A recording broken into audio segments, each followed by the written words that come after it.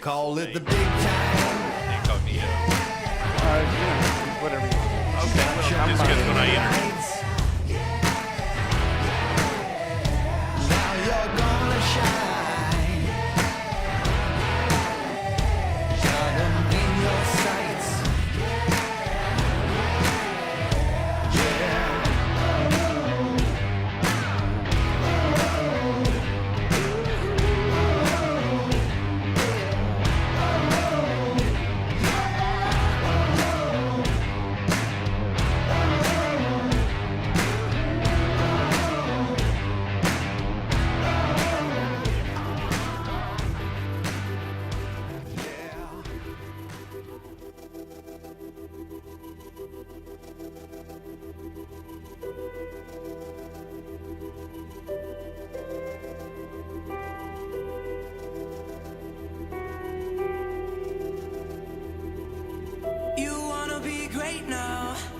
You're just trying to find a way out. I don't want to tell you how to live, but I just don't want you to miss. And I don't mean to scare you. I want you to live, and I dare you to give this life all you have. Yeah, all you have.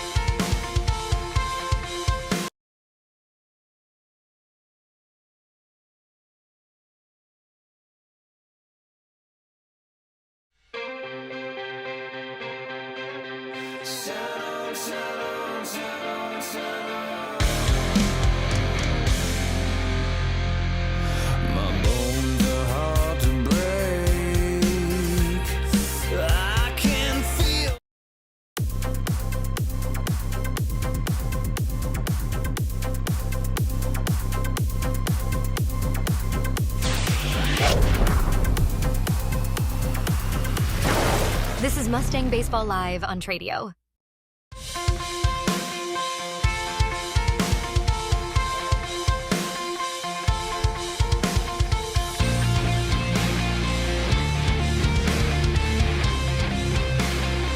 Welcome to Mustang Baseball Live on Tradio. We're out at the Birdville Hawks Nest tonight as the Mustangs, 22-3 on the season, 8-0 in the district, square off with the Birdville Hawks. I'm joined tonight by Mark Castellanos. Birdville is also 6-0 in the district, so we've got two undefeated teams squaring off. So we're sure of one thing tonight. One of these teams is going to pick up their first loss in the district. Mark, you want to tell us a little bit about your I know you know a little bit about Birdville's squad.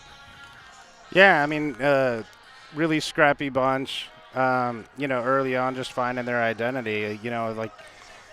They've had big hitters in the past. They're really focused on pitching and defense this year, and that's what's won them a lot of games early in district. So it's going to be a good ball game. Hopefully they can keep it close. Okay. Well, we're going to maybe later in the game actually look at the district standings, but it's just like I said, Mustangs 8-0 in the district. Birdville is 6-0, and you mentioned Birdville's pitching. I was looking into tonight's starting pitcher, Matthew Moore, for Birdville, and he has some impressive numbers. He's got 45 strikeouts in 35 innings, so he's averaging well over one strikeout an inning. And his last outing last week against Richland was a typical outing for him. He went 5 innings but had 8 strikeouts in that inning. He's got an ERA around, I believe, a 1.2. So you mentioned in the past maybe Birdville has some big hitters, but this year it looks like the strength of the team may be the pitching. What do you think, Mark? Absolutely, absolutely, and more. He's got a variety of pitches. He's got a good fastball, runs it in the low to mid 80s, and then he's got a couple different breaking pitches. Throws a 2-seamer, 4-seamer, and a couple breaking pitches in there, changeup. So he's got a good assortment to hopefully, throw at a very, very tough lineup from Grapevine. Well, those strikeout numbers certainly support that. He must have some swing and miss stuff, a couple of different pitches that he can locate and miss barrels with to pick up those strikeout numbers. On the hill tonight for the Mustangs, we're going to see Santi Montes, and Santi's been really effective, especially here in the district play as a pitcher. We saw Santi pitch early in the season in some of the tournaments, and he seems to be getting stronger with each outing. In fact, in his last outing, he hit 88 on the radar gun, which I believe, from my eye, was definitely a couple of ticks faster than what I saw from Santi early in the season. So he's a big kid, had a great physique to generate some velo on the mound. So expect another good outing from Santi. And now on the screen, we've got some stats here, looking at some of the matchups in the tonight. I'll tackle the Grapevine side first. We've got Connor Ray at shortstop, just anchoring the infield. Connor's been getting it done defensively and offensively. 429 on the season, 1289 OPS. But as a team, the Mustangs are hitting 346, which is outstanding. An OPS of almost 1,000, which is really, really good. Anything over 800 is okay, but be pushing 1,000 is outstanding. Mustangs have put up 180 runs, so they're averaging about 8 runs per game, and in fact, currently have I believe 5-game double-digit run streak. You look at the stolen bases, Mustangs 51 stolen bases on the hill. They have a 2.22 ERA and a whip of 115, and again, outstanding numbers, 167 Ks for Mustang pitchers. And Mark, why don't you take us through the Birdville numbers as a team? Well, as you can see, Andrew Lewis leading them in batting average and OPS, so leading him, and so you can see they're centered on more of a small ball type of mentality, move runners, base hits, and move things over. Obviously leading in stolen bases, so they got a very quick team, good team speed overall. And then you have Jack Brading in the pen, which you'll see him potentially this evening. He's coming out of the pen. And so, as you can see, the 181 overall Ks, just an outstanding staff that they've put together for this year. Yeah, those strikeout numbers for Birdville actually are a little higher than Grapevine. That's not something we see very often, because you've got Luke Esquivel sitting there with 52 Ks on his own, and he's averaging about a strikeout and a half per inning. So now we do take another peek at the district standings. And the Mustangs 22-3 overall, 8-0, perfect record in the district.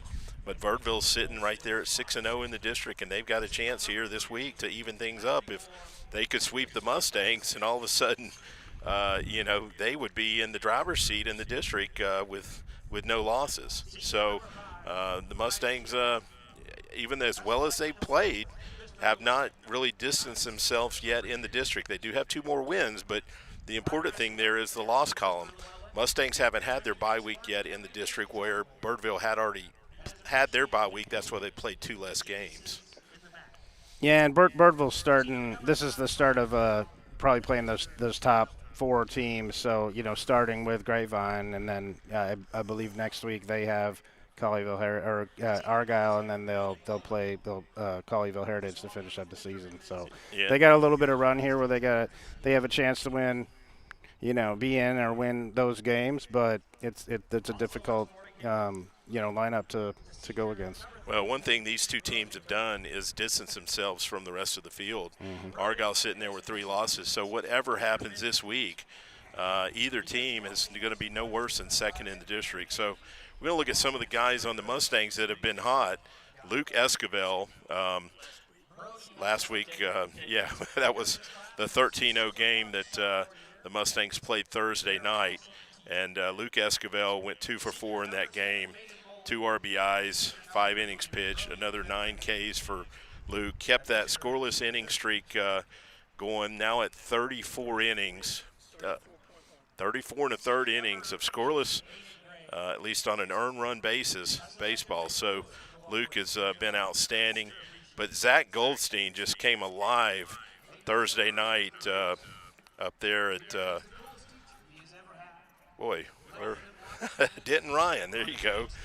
Zack hit a home run down the right field line, 2-run shot, and then came up in his next at bat and cleared the bases, a grand slam to left center. So Zack, early in the game, I actually mentioned he's a guy that not really found his groove yet. Well, he found his groove late in that game at Denton Ryan. And then Santi Montes got it done at the plate as well. He had a double, bases clearing double to pick up 3 RBIs. So Santi has been doing damage at the plate as well as on the mound.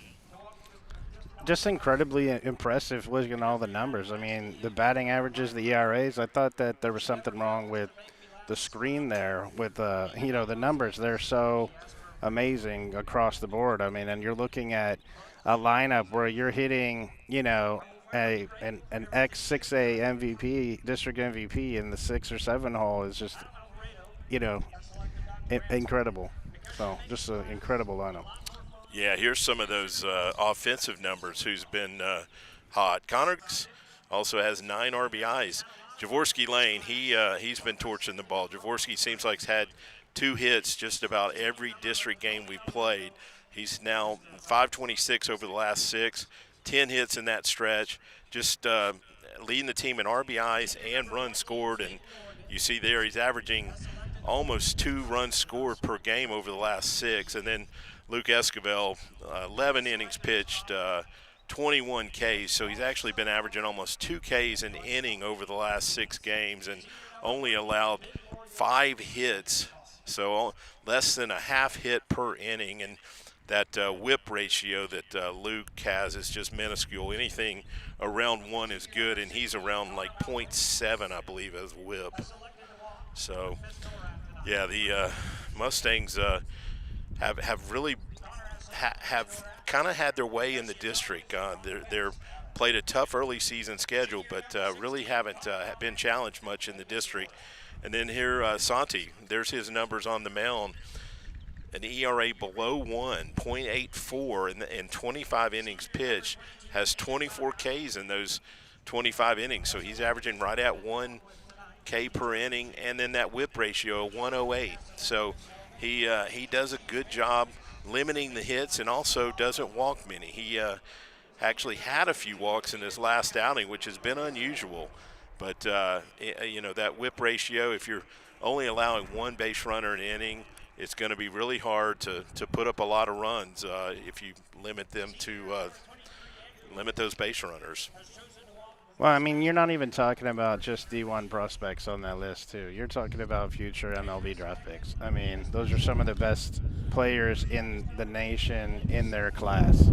So, I mean, it's incredible what they've put together on the program at Grapevine.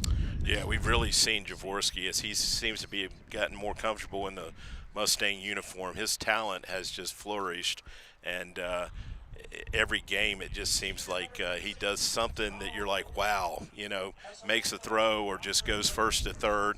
Just a 5-tool player. He can literally do it all. I mean, hit for power, run, steal bases, throw from the outfield. He really is a 5-tool guy. I mean, just watching him warm up was impressive. I mean, just the arm talent is there. You can see it. It's just incredible. He'd be a great player. Okay, yeah, we're going to go to ambient here for the senior night here in Birdville.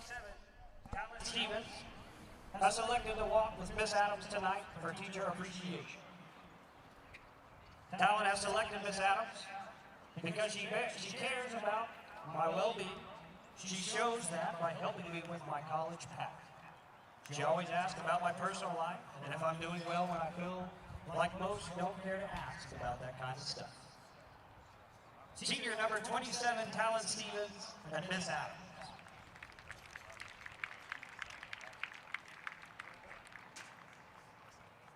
Senior number 30, Jack Brady, has selected to walk with Coach Crothers tonight for teacher appreciation. Jack has selected Coach Crothers because he enjoys going to her class every day, and she makes everything very fun. Senior number 30, Jack Brady, and Coach Crothers.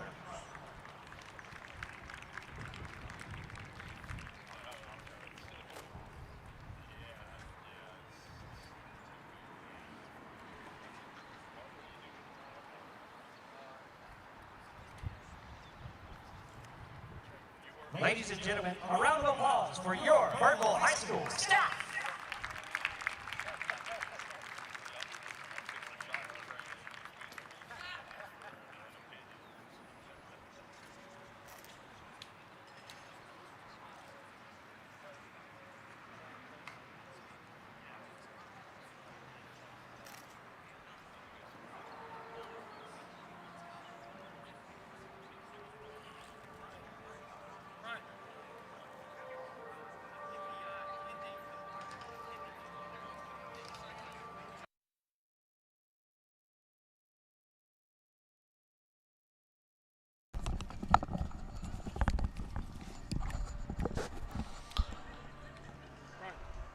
Yeah, we actually had teacher recognition night out here at Birdville. Mustangs did that last week, I believe, last Tuesday night in Grapevine.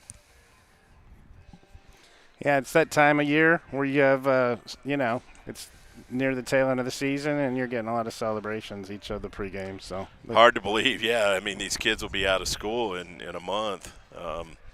Seniors probably less than that. It just flies by, and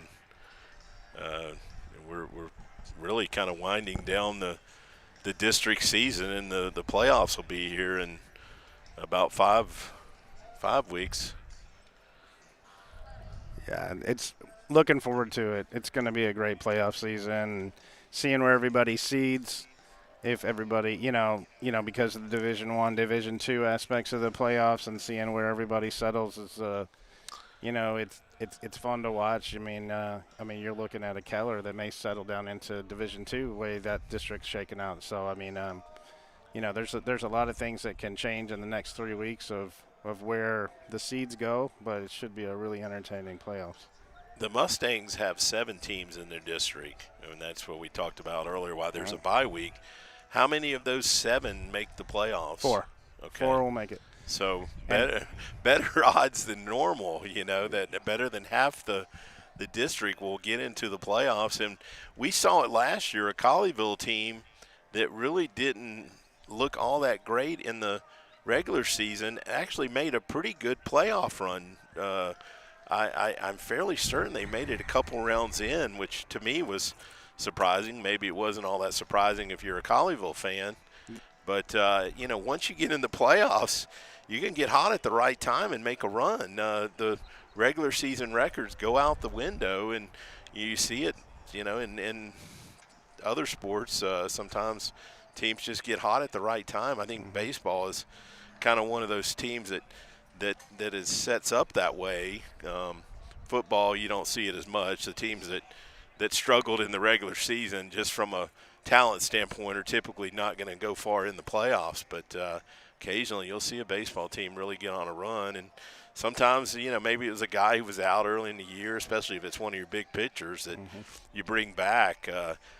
Things can change in a heartbeat with the right player or two, and everybody else. Hitting can be contagious. Guys start hitting, and next thing you know, that guy in the 9-hole who's hitting 220 looks like a 400 hitter in the playoffs. Well, and matchups, it's all a matchups game, and sometimes you fall onto the right part of the bracket and you have the right amount of pitching, and then just like you said, they start playing well. I believe Colleyville last year went all the way to the region final to get beat by Alito to move on. And the same thing could happen this year. It's kind of the same tale this year with that team.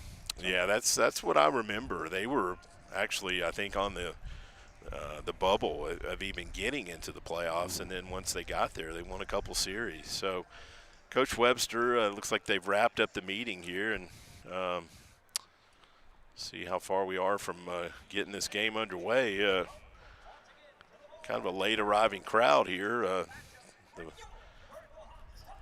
Well, not a traditional night for a varsity game on a Thursday. So that is true. That is true. Maybe. So maybe the word didn't get out as much, but there's a lot of happy hour spots between here and Grapevine, so maybe some of the Mustang fans are trying to wrap up their happy hour tab, and they're still en route to the field. Leading off for the Grapevine Mustangs, the left fielder, Luke Esquivel.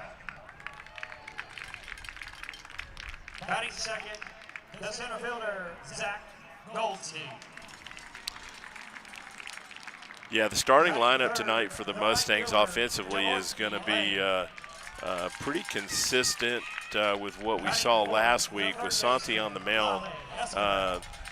We'll have Luke leading off, Zack batting second, Jorvorskie in the 3-hole, Lale cleaning up, Gianni batting fifth, Connor Ray in the 6-hole, Nomar Torres batting seventh, and batting eighth. We will have Santi hitting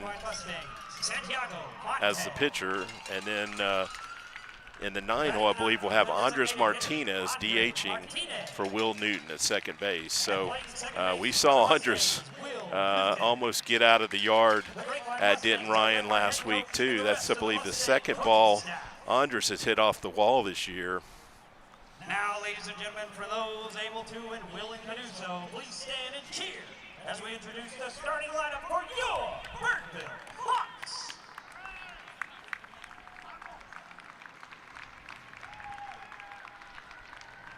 Leading off for your Birdville Hawks, the right fielder, number 18, Jake Subject. Hit right.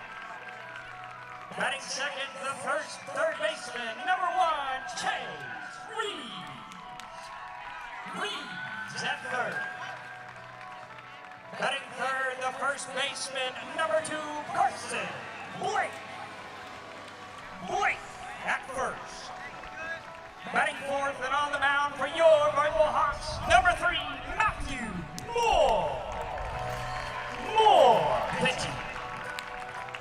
Batting fifth, the catcher, number 8, Aiden Gray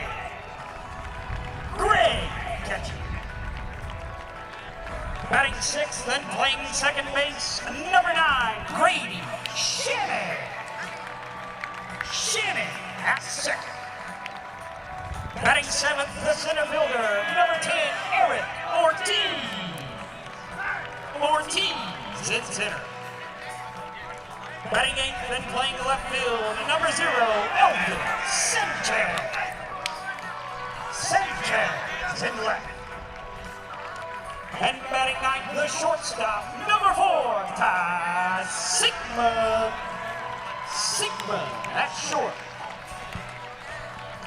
The Birdville Hawks are led by head coach Vance Bonner and assistant coaches Dan Caney, TJ Culberson, and Ramsey McAllister.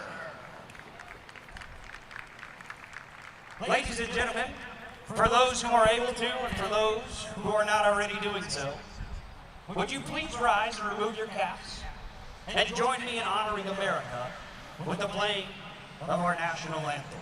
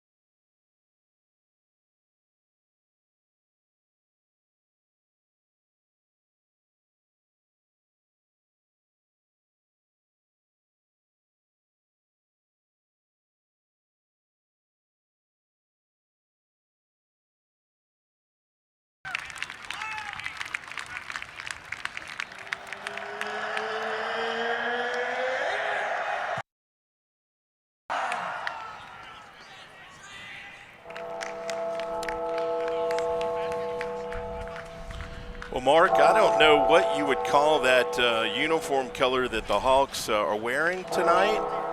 It's mint. Mint green. I really like it. It's unique and it's sharp. I feel like I probably had said that in past years, but it's different and it really has a good feel. I don't feel like it'd be hot.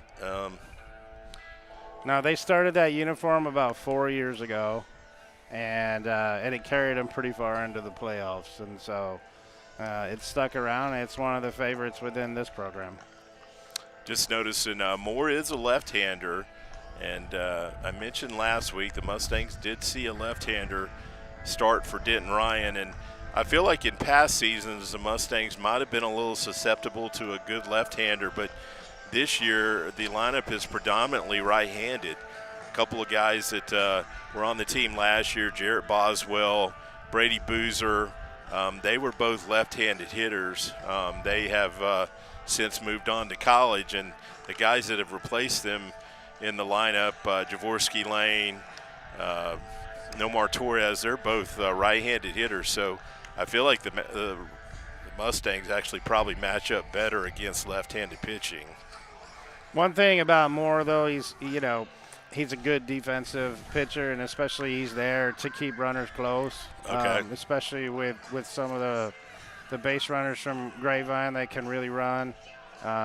He's going to keep you close, and he's got a good move. Got a couple different moves there going into first base. So. Yeah, a good lefty can certainly help neutralize the running game because you can't just go on first movement. You've got to read them, and unless you're just going to gamble and take a shot on getting hung up in a rundown if he comes to first.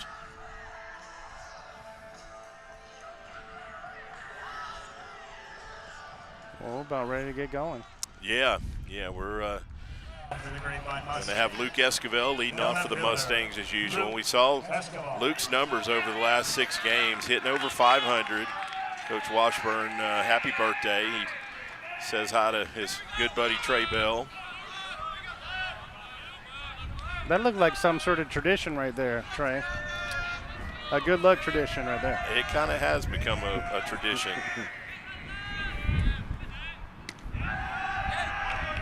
Coach Washburn doesn't even know it yet, but I'm excited because we've been doing Logan Scott's been interviewing the players and doing a session called Get to Know the Mustangs Better. Well, we're going to get to know our assistant coaches better, and that's well hit but foul.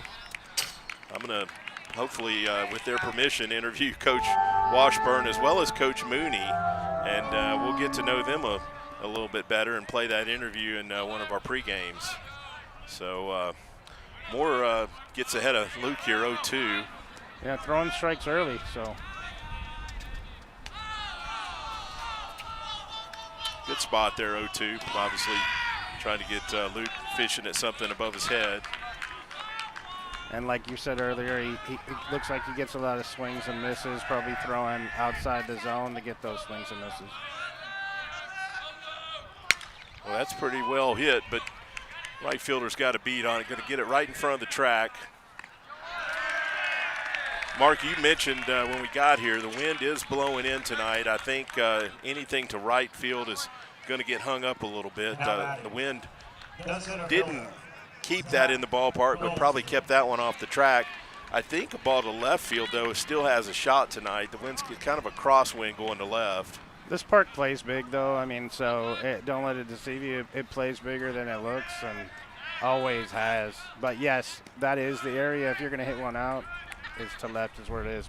More than likely in that left center gap or right down the line over by the scoreboard. Well, since there's no numbers on the fence, I'm not sure how big it actually is. So it's going to play bigger than I can put a number on since there are no numbers on the fence. Do you happen to know how far it is down each line? No, I don't offhand. Oh, okay.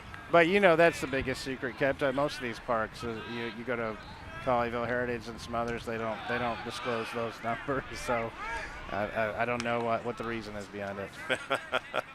Well, let's just say it didn't hurt Bobby Witt's draft status, No. hitting all those home runs at Colleyville.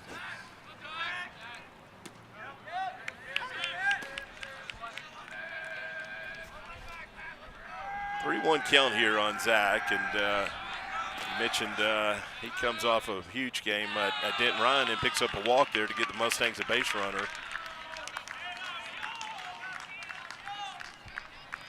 Now batting, the right fielder, Jorvorskie, Lale. I noticed the Birdville left fielder. He's got the scouting report on Jorvorskie. He backs up, and he's not far in front of that track out there. No, he's almost standing on the track right there. Yeah. He's having a little bit of trouble with the sun as well, so. Yeah, I think that sun's going to be a factor maybe for another 5 minutes. Oh, that's off the bag, so that's going to be a base hit. I think that the sun is a factor in why Birdville does a lot of their starts as a 7:30 start. And you'll see that at some of the places where they have bad sun carryover. Yeah, the Mustangs have been playing their games at 7:30.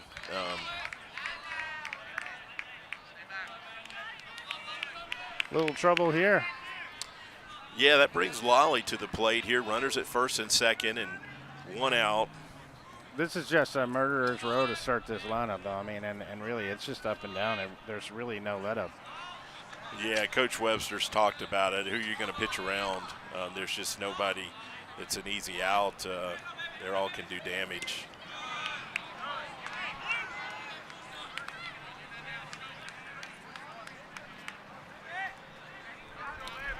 Lale is now tied with Zack for the home run lead. Lale has 3 home runs on the year.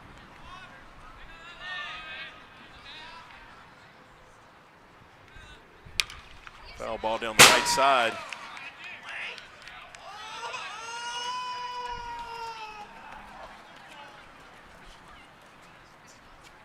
Still around the zone a lot, so I mean he's still throwing well to this lineup. It's just it's such a formidable lineup, and look at that, he made a good pitch on the outside right there, and got good contact off of foul. It's a base hit to left, and yeah, Zack's going to score. Let's see. Jorvorskie's going to go to third. Wow, Lale's going to draw a run down. We're going to get him, but we're going to pick up a second run.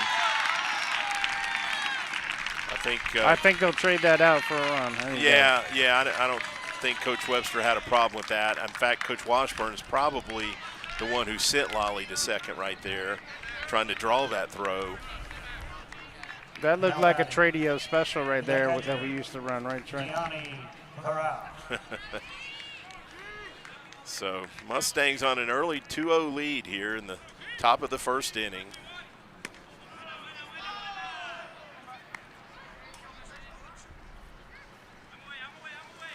No, Gianni's right around 350 on the year. There we go, 359. That ball's in the air. Center fielder's coming to get it, and he's going to get it. But the Mustangs do pick up 2 and have an early 2-0 lead out here at the Hawks Nest. You're watching Mustang Baseball live on Tradio.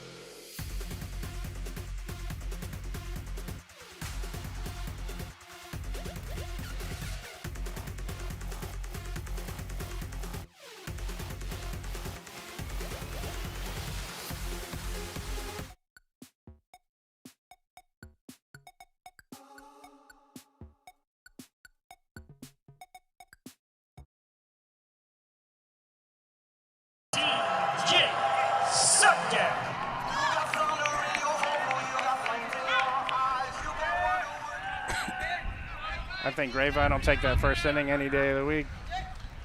Yeah, good Such start a big for the game, being on the road. Start Def- up 2-0. Definitely, yeah, good start for the Mustangs.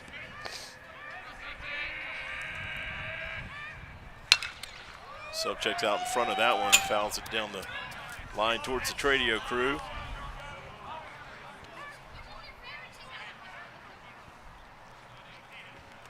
A little slow retrieving that one out of the Birdville dugout.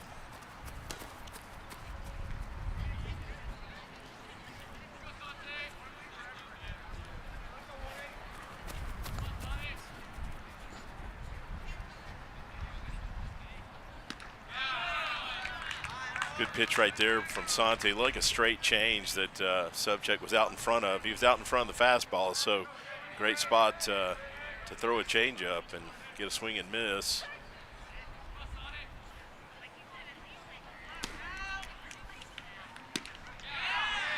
What kind of pitches does Santi throw at you?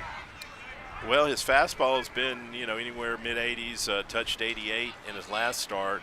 He's got a good curveball to go with that, and then that straight change that he got the second strike with has been a good pitch as well. As that fastball got him looking right there. Not sure where that. We're getting a good mid pop out of the ambient mic. Trey, is there one behind the plate, or is it just this one here? Boy, we're getting a really good mid pop on it.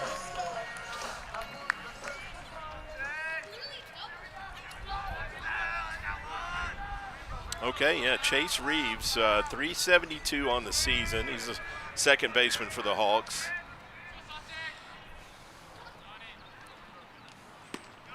Another swing and miss right there, but great job by our Tradio production crew showing love for the opposing team, not the visitors tonight. Mustangs are the visitors tonight.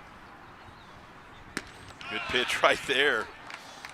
It's kind of what Santi's, when he's been effective, he doesn't waste many pitches. He's been pounding the zone and getting a lot of 3- and 4-pitch strikeouts. Well, he's not afraid to work batters early. A lot of guys want to go through the lineup first without showing their whole repertoire. He's coming out throwing breaking pitches and changeups along the way. Well, I think Coach just said, hey, we want you to be aggressive. And, they don't want him wasting many pitches until guys really show that they can pound you, make them hit your fastball. And that's a hit up the middle right there. Good job by Reeves right there. And mentioned he's a 372 hitter, and you see why right there. Just good job of hitting. That pitch was not a bad pitch. It was actually down below the knee, it looked like, and just drove it up the middle. Looks like a low ball hitter there, but just a great piece of hitting right there. Definitely. Staying right through the ball and driving it right up the middle.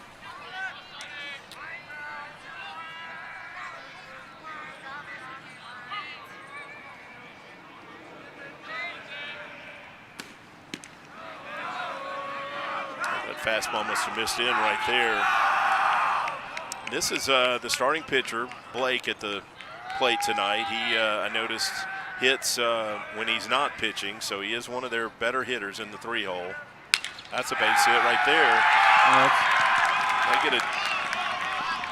Okay, they're going to hold at second. Thought we might have a throw to third, but Reeves pulls up at second. So, yeah, the Hawks come out and find some barrels and pick up a couple of nice line drive hits. Well, and Blake, you should see Blake tomorrow night on the mound. So, my bad. Okay, yeah, Moore is tonight's pitcher. Blake will be tomorrow night's pitcher. Yeah, here's Moore right here. Okay. So it's batter early on tonight's, and Moore is at 417 on the year. So pitchers are swinging the bats well for the Hawks. Good fastball right there.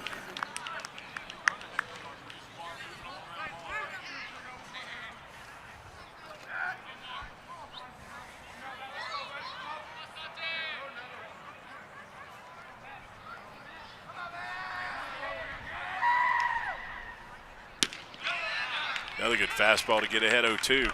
I was really surprised, Mark, that Reeves didn't try and get to third. That's a spot where you would typically try and get to third with only one out, but again, it's a lot of respect for Jorvorskie's arm. And Jorvorskie didn't come up with the ball clean, but Reeves had already made the decision to stop at second. I think that's Coach Bonner seeing who had the ball in his hand and putting the stop sign up and not trying to stretch it right back. Yeah, no doubt. No, that's definitely respect for Jorvorskie's arm out here in right field. So 1-2 count right here on Moore.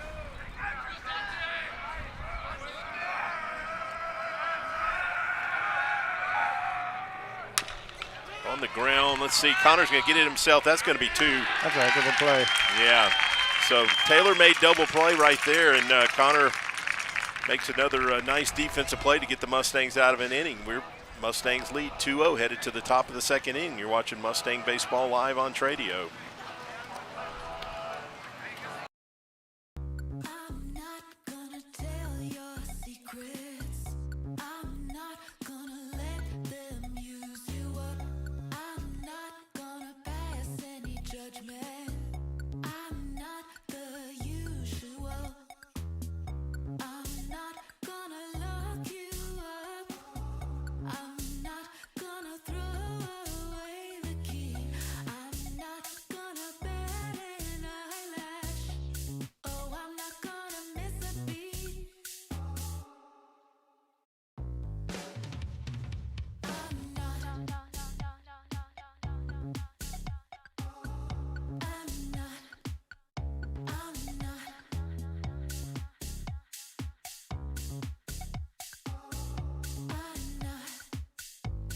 not.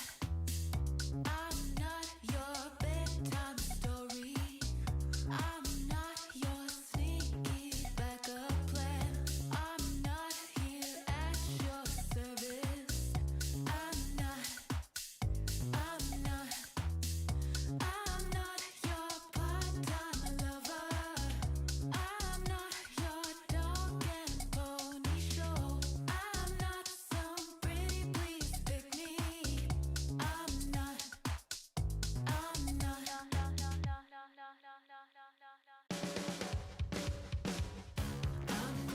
gonna lock you up. I'm not gonna throw away the key. I'm not gonna bat an eyelash. Oh, I'm not gonna miss a beat. Leading off for the Grapevine Mustangs, the shortstop, Connor Ray. Connor Ray will be leading off the top of the second inning for the Mustangs. And we saw earlier, Connor is around 420 on the season. Impressive double play he just performed as well. Yeah, that was kind of tailor-made, but you still got to make it. Connor has got plenty of extra base hits to drive that average. His OPS is over 1,200. That ball's kind of off the fifth, and left fielder's going to run it down. That took a funny angle, but stayed with it and got the out. Connor got fisted a little bit right there. The first baseman, Nomar Torres. Bring Torres to the plate, and last we looked, he's still over 400, 423, 22 RBIs, and on-base percentage of almost 52%. So just doing a ton of damage out of that 7-hole. Just incredible, the lineup. No holes at all. He's a really seasoned hitter. He's just always looks like he's in balance and looks like he can handle any pitch. He's hit 2 home runs on the season, but just hit a ton of line drives. I mean, like you talk about in the playoffs, not everybody is, some teams get hot, but not everybody's hitting. This is the kind of lineup where it's so stout that there's always going to be somebody that's hitting during it. Really can make a long run like they've been doing the last several years. Yeah, they have been fortunate the last few years to have guys even at the bottom of the lineup that did a lot of damage and occasionally carried the team from the bottom half of the lineup.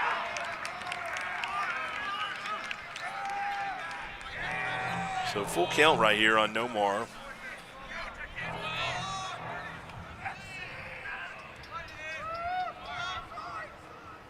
That's pretty well hit.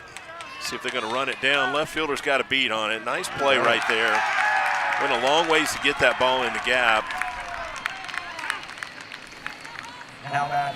But just to this park, it plays deep. That ball came off the bat really well.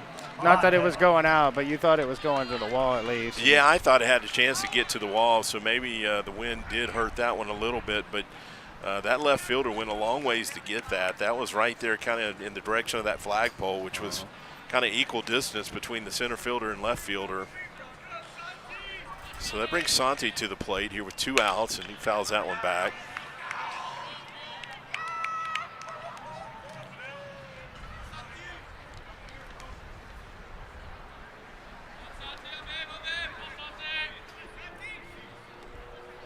Having second thoughts about where I parked tonight. I'm kind of in that foul ball zone. I parked up the way. I'm safe. You're a veteran out here. I haven't been out here as much as you have. What is Santi hitting? Santi's I think around probably 250 on this season. He got off to a slow start, but like several others has been had his best at bats, it seems, during the district season.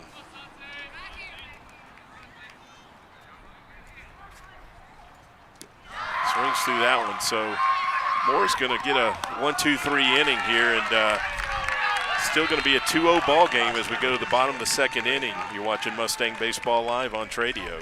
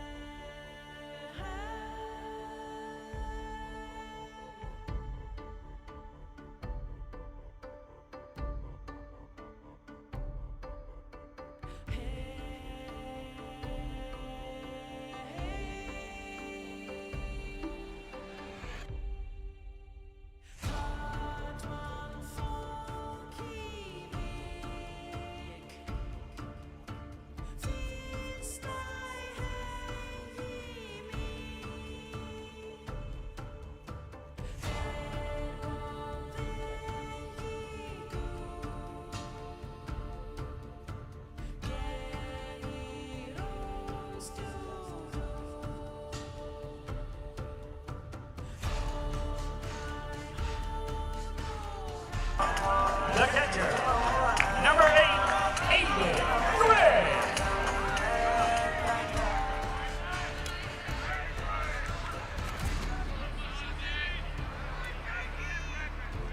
Aiden Gray leading off the bottom of the second here for the Hawks. He's hitting 292 on the year. Aiden's been the starting catcher here since his sophomore year. So Okay. He's a vet. Ground ball foul down to the third base coach.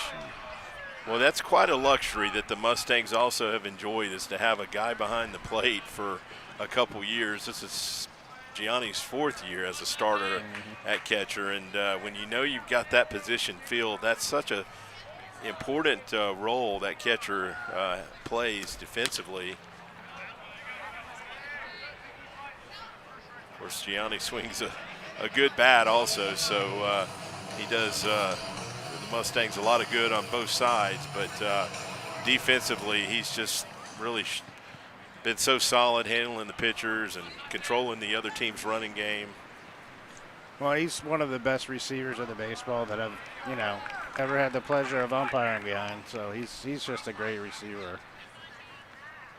Well, he took one right there, so the home plate umpire didn't have to take it. In fact, I think he got that one where you don't have any padding. But so much more than just block it. I mean, the way that he frames, the way that he receives it, he makes balls look like strikes and steals pitches. So it's a great skill that he has. Yeah, that's interesting. Now that they have that ABS system in the major leagues, they were saying that, some of the framing that the catchers would do would be discounted and not mean as much. But for that ABS system to come into play, they have to challenge the call. So you're not going to be able to challenge every questionable call. I don't even know what the limit on how many you can challenge, but I think there's still some value in a guy that frames pitches. Oh, no doubt. That there's going to be value all the way till the big leagues on that. Okay, Santi picks up, I believe, his second strikeout of the game right there. And I believe ABS is just 2 challenges, and you don't lose a challenge until you miss on a pitch. Okay. Well, I saw highlights where Kyle Schwarber for the Phillies got rung up the other day, and he was so confident that it was a ball. He went to first base knowing that the call would be reversed, and sure enough, they replayed it, and it was a ball by a couple inches. Yeah, but it was impressive how confident he was that it was not a strike. I think the surprising thing for a lot of batters in the major leagues is what is a strike that they used to think was a ball. Yeah, you're right. I think it's gonna make it more scientific and less subjective, I guess. Well, that's the one part of officiating this game that everyone thinks they can do is call balls and strikes. They think everybody knows what the strike zone is. So. Hey, we think we can do it from the left field parking lot. I mean, we sit out there and question the calls out 400 feet away sometimes. That's right. So base on balls right there for Shannon. 4 straight balls, and Santi making an early visit here from Coach Webster. I mentioned Santi's last outing. He did struggle a little bit with his control. I think he had 4 walks last Tuesday night against Ryan, which has been very unusual for him to walk that many guys. I think this is just a quick visit to go calm him down, not let it get to that point. Yeah. Trey just made a good point. Sometimes you want to work in a hurry so much that maybe you rush a little bit. And it is great to work quick, but you can push that too much.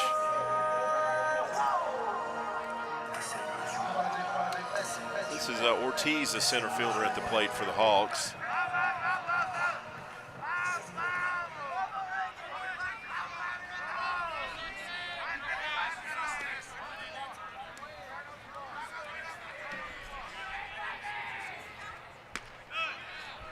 Strike right there. Ortiz is not a very tall guy. That was at the top of the zone right there. Shannon's got a decent lead at first base. Can really hear the Grapevine fans. Yeah.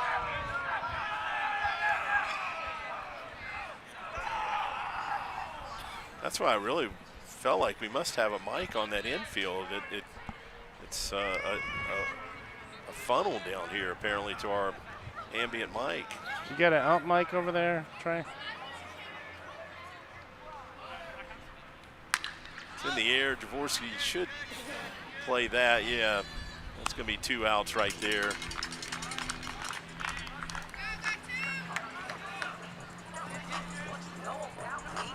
Now batting, the left fielder, number 0, Elvis Santi.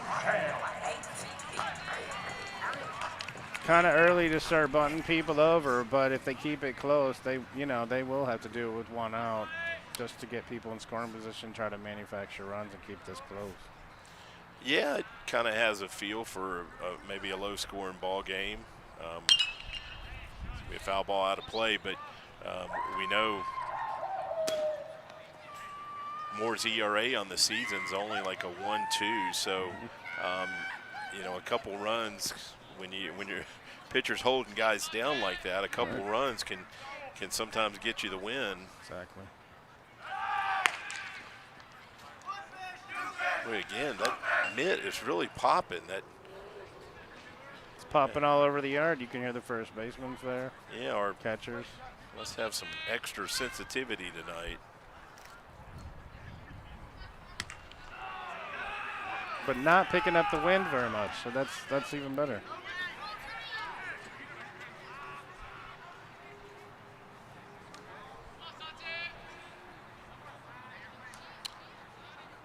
Sanchez is another guy that's not a very big guy. It's on the ground. Will Newton plays it on a hop and is going to get the 3rd out. So Mustangs are going to strand a base runner for the Hawks and sit on that 2-0 lead going to the top of the 3rd inning.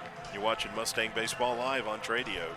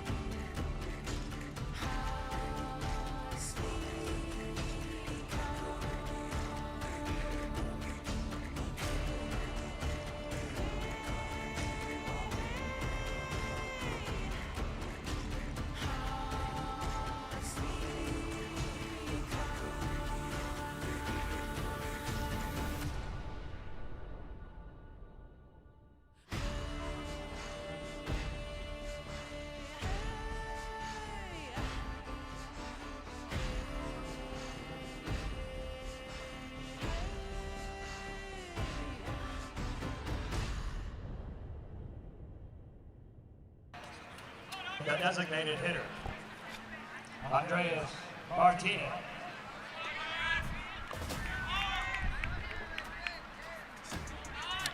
Okay, got Andres Martinez leading off the 3rd inning for the Mustangs, and he's at 357 on the season. We saw last Thursday night up at Ryan, hit one off that left field wall. 2nd time this year he's done that. He actually hit one off the wall in Grapevine earlier this season too, so got some pop for a smaller guy.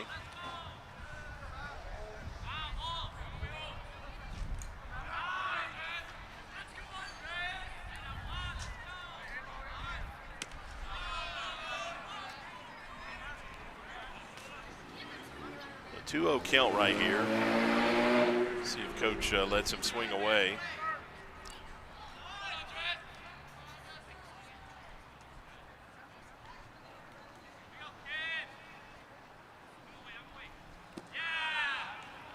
Be taken here on 3-0, I would expect.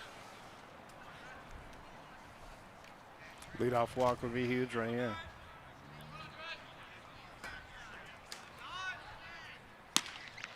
That's exactly what's going to happen. Now batting, number 1, Luke Esquivel.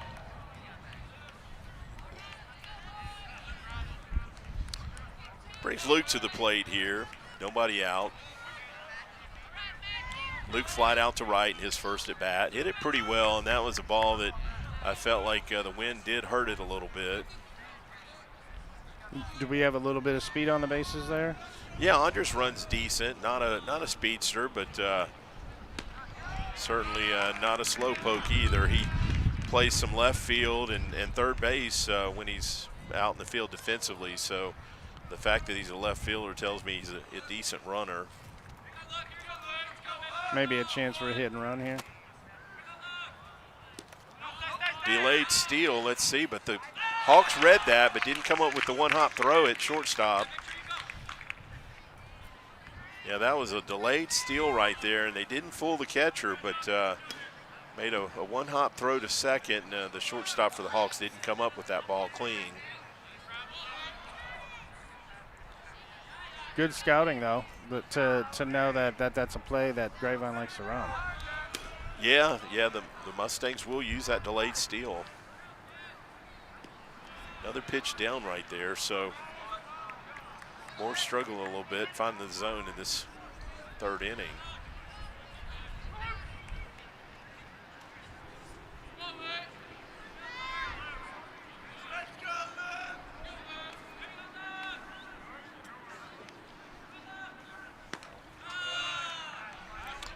Now Luke's a LSU commit, correct? That's right, and he reclassified as a junior, so only one more year of high school baseball for Luke.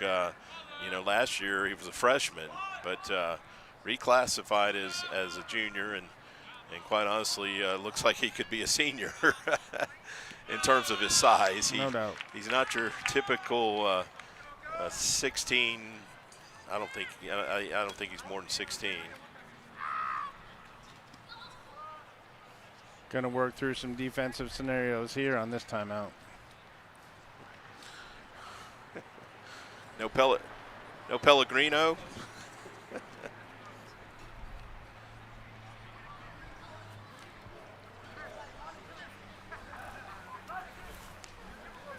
Bunt situation here. Do you think Coach Webster bunts here? Yeah, Zack is a guy that they like to lay it down, and here with nobody out and runners at first and second, it is an ideal spot to lay down a bunt.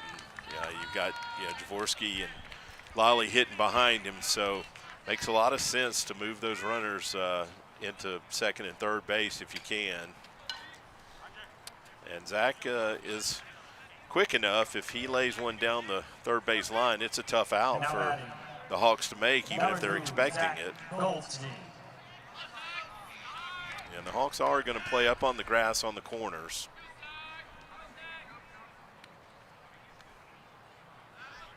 He squares early, gets it down. Oh, I think you just called it right there. There it is. You lay it perfect bunt down, you just can't make that play. That's a base hit.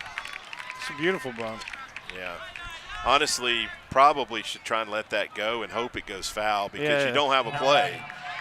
That's your only play is hope it goes foul. So Mustangs load the bases here and nobody out. Certainly got the makings of a big inning here. And Hawks are going to come in, play on the grass on the infield, and try not to fall farther behind. Take it. You're playing runs for outs now. You're just trying to get outs when you get the bases loaded with nobody. Yeah, I'm sure if the Hawks could get out of here only allowing one run, they'd take that in a heartbeat. It's on the ground, and they're going to get him at home, maybe double him up. Okay. Yeah, that's the one spot where a double play is you can get that lead runner at the plate and then still go to first. So, yeah, the Hawks have a chance to escape here. Great play right there. Yeah. Just good awareness of what to do with the ball, especially on that. He made a good pitch, and the ball was on their side on that one. Yeah, he had Jorvorskie reaching for that pitch and got it off the end of the bat right back to him. So good job by Moore right there. See if Lale can pick up a 2-out hit here. Lale did have an RBI single in his first at bat. Tried to stretch it to second just to draw that throw, which he did, and got that thrown out, but actually got that second run in because of it. It's just good base running. Just good baseball IQ all the way. Yeah, I'm certain Coach Washburn told him to keep going right there. I feel like that was That was the call from the first base box.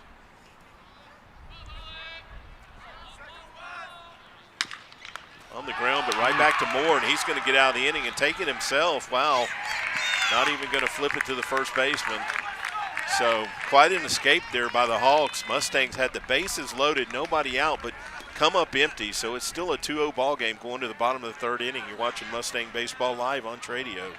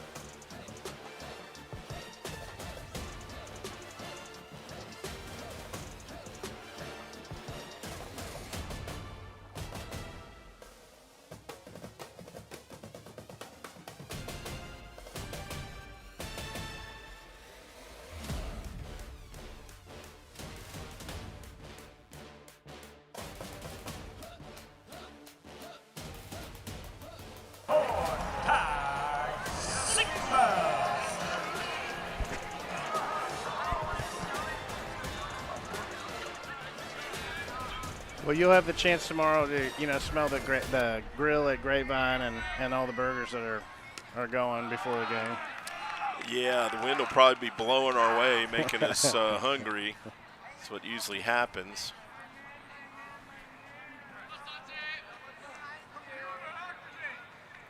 That's a base hit to right field. Let's see, it's going to pull up at first. So I believe that's 3 hits now for the Hawks, their first time through the lineup. So they're swinging the bat well. Number 18, Subject. Yeah, let's bring Subject, their leadoff hitter, back to the plate.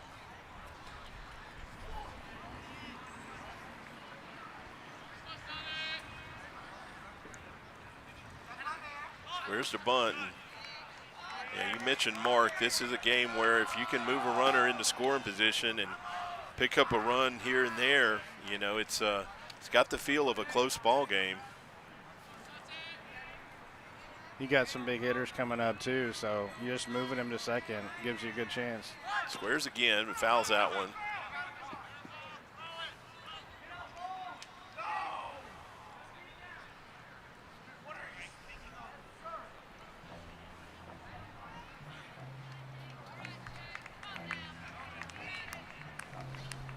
One here. Bunt still in play. Yeah, that runner at first base actually took off early there. I wouldn't mind a pitch out here and see if you could throw behind him. He's going to check him at first, but I felt like the runner was moving before that ball was even down. So if you pitch out, you might pick up an out. Gianni loves to throw behind guys. Well, I think Gianni just picked up on that and probably gave the signal to go to first. Yeah, he had an early. Okay, yeah, that's going to be a good bunt. Going to be a tough play. Yeah, we're not going to make it. So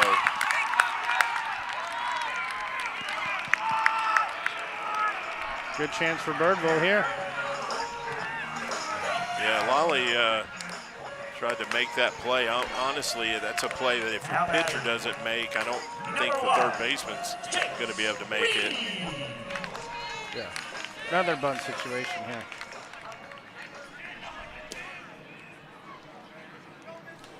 And just talking earlier about having, in the past having some big bats. This is how Birdville plays this year. Is moving runners, keeping the games close, and winning on pitching and defense, like I said. So.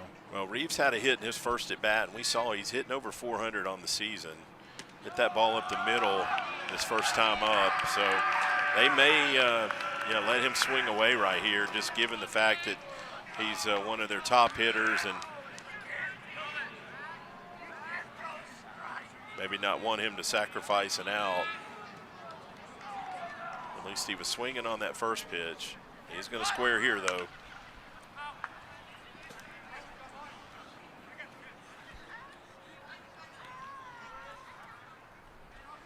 Mustangs were expecting it. Nomar and Lale were up on the grass, and they're going to stay there.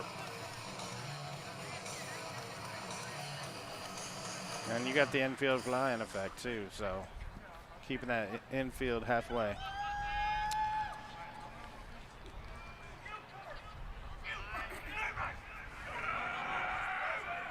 Swinging here.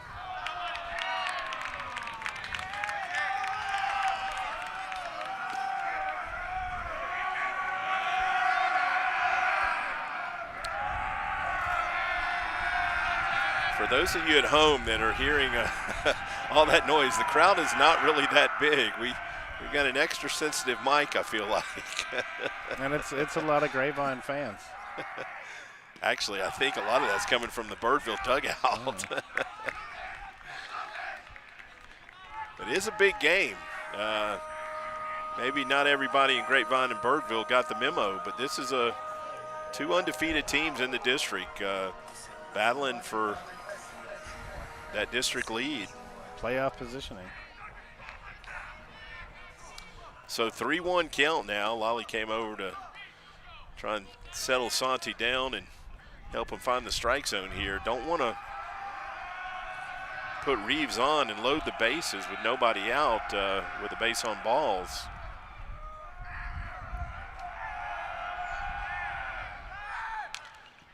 He was swinging there, fouled that one straight back, had a good cut.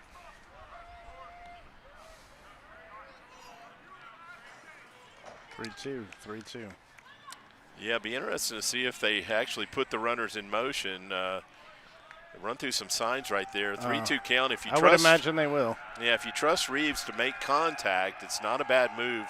Maybe stay out of double play if the ball's on the ground. They're not moving. It's in the air. It's going to get out of play. A lot of room in foul territory, but not enough to keep that one in play.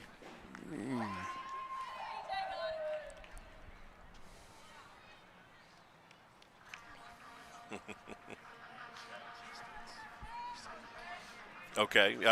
Yeah, we want to thank one of our sponsors, Action Logistics, for our extra camera tonight. Appreciate all of the sponsors to help Tradio do this. Another foul ball right there, and that one is going to sneak out of play as well.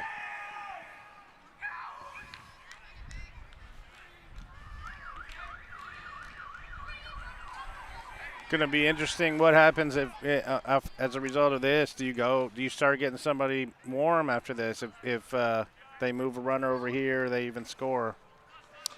No activity yet in the Mustangs pen. Santi's at 44 pitches. Yeah, you probably have somebody on standby if they put another runner on. Little wheel move right there to see if maybe they break early. Nothing happening. Just keeping them honest.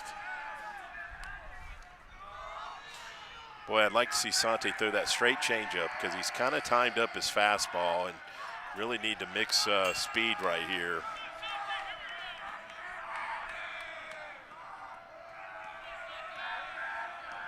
See what he attacks with. Fastball and another foul ball. He's staying with that fastball, and I think I would too. He seems to be a little late on it. Yeah, he was a little tardy there.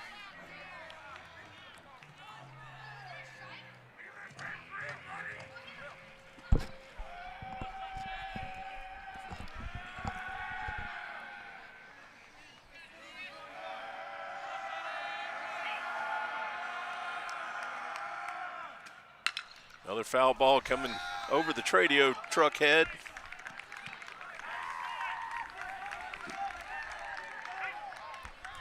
We're gonna have to bring a fishnet next time. Catch that one.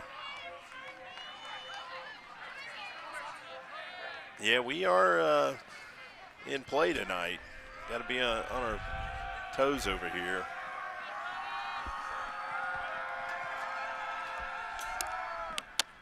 Oh, you got him looking. Just snuck a fastball by him. Boy, Reeves had been really tough and battled off the pitches, and I think he came inside right there and just Reeves wasn't looking for it. Sometimes it's just a battle of wills when you're making good pitches and you're in a battle. Yeah, I don't know why I was so confident it was a strike because we're 220 feet down the right field line. There's a bunt. It's going to go foul. Good thing it's going to go foul because no one's going to make that play right there.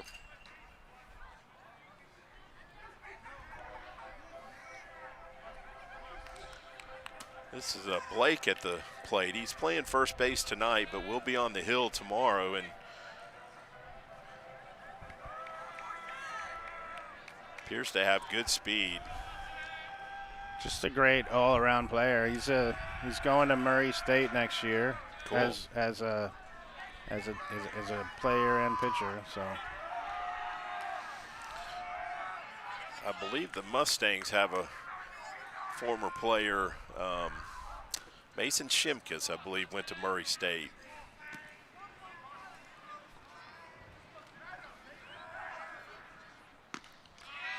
Good fastball right there. He got by him.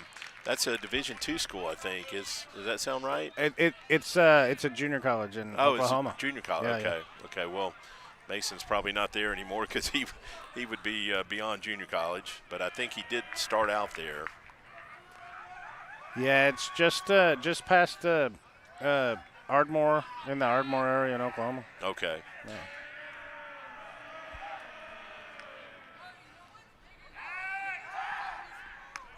No, there's a 4-year school named Murray State, I believe, in Tennessee. Or somewhere. Kentucky, Kentucky, maybe? Yeah, okay. Kentucky. Somewhere in the Smoky Mountains. 0-2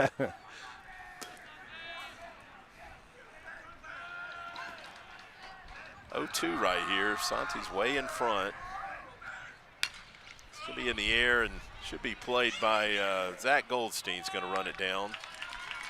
Good communication out there.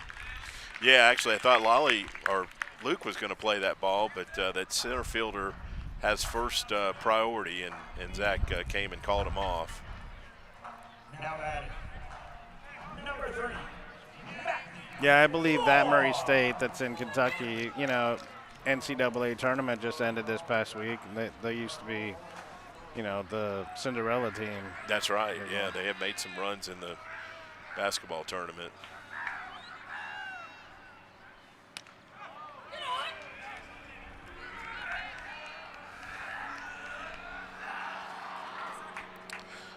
So Santi didn't start this inning well, but has managed to pick up the last two batters and now has 2 outs and a chance to get out of the inning if he can just get the batter. That one misses up right there, and Johnny's going to throw behind, nothing doing.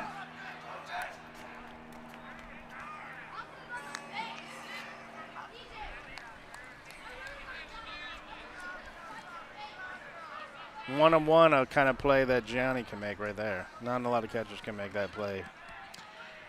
He loves to throw behind those runners.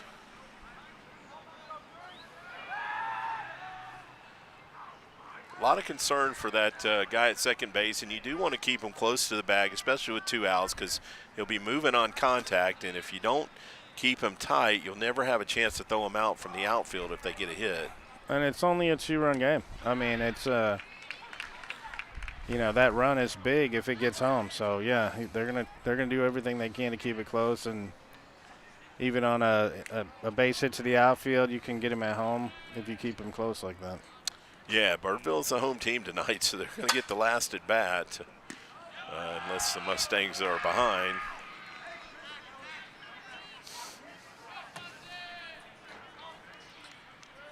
So he's fallen behind 3-1 here. This is Gray at the plate. If anything, it's this is more the pitcher. yeah. If anything, it's an inning where they've got the pitch count up a little bit. That's in the air, and looks like Jorvorskie's got a beat on it. Yeah, so Mustangs strand 2 Hawks and still lead 2-0 as we go to the top of the 4th inning. You're watching Mustang Baseball live on Tradio.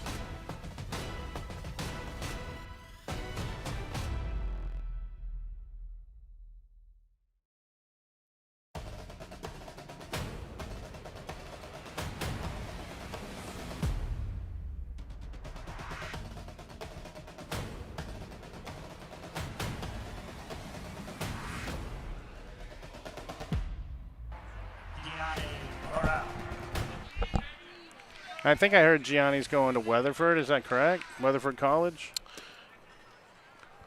I know he's going to JUCO, and Connor Ray is committed to Weatherford. I didn't realize Gianni had too, but he very well could. There's some Grapevine connections to Weatherford. Yeah, no doubt.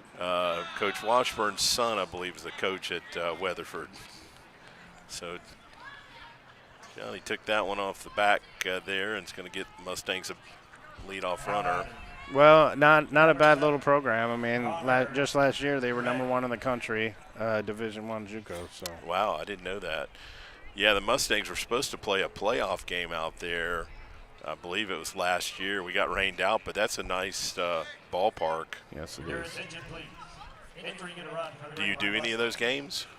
I actually did a Weatherford game last year, yeah. Cool. Yeah.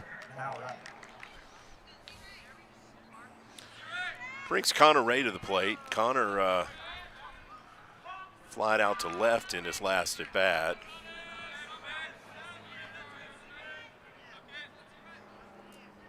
Takes that for a strike.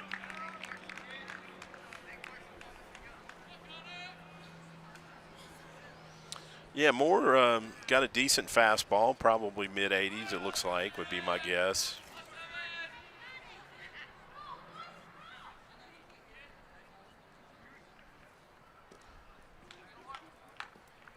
Squares the bunt right there. I'm not sure if he was maybe just seeing what the third baseman was going to do. Good bunter here. He can lay one down. He hasn't been asked to bunt as much this year as he did last year, but certainly knows how to lay one down, and he's swinging right here. We do see a little activity out there in the Mustang bullpen. I think that's Vinny Slappa just tossing the ball around a bit. Doesn't have a catcher, but we've seen Vinny pitch in relief several times lately, so he may be the first guy out of the pen tonight. got a courtesy runner for Gianni. That's Cash Kircher, and yeah, it looks like he's got the sparkly cleats again tonight. Almost need our sunglasses over here if the light hits him right.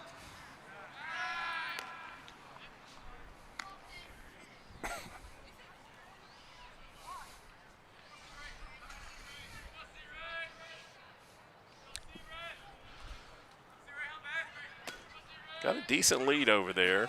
Not going. Boy, good fastball Moore got by Connor right there.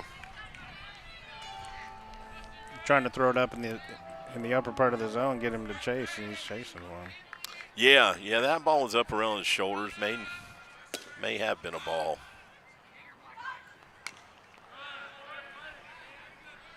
Good job right there battling off a tough pitch. Looked like a breaking pitch on the outer half that Connor just kind of threw the barrel at it and got a piece of it. Yeah, you can see those are the fanciest spikes I've seen in high school at least. You better be able to run if you can wear those. A big guy like me couldn't get away with spikes like that.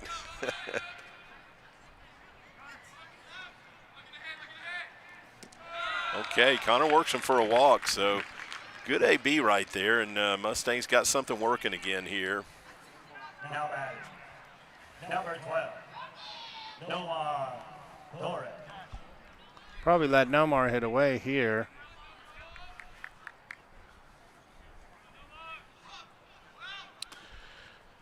Yeah, I believe Nomar hit that ball in the left center gap last time that they ran down. He's going to square to bunt. Okay. Going to move the runners up without a bunt.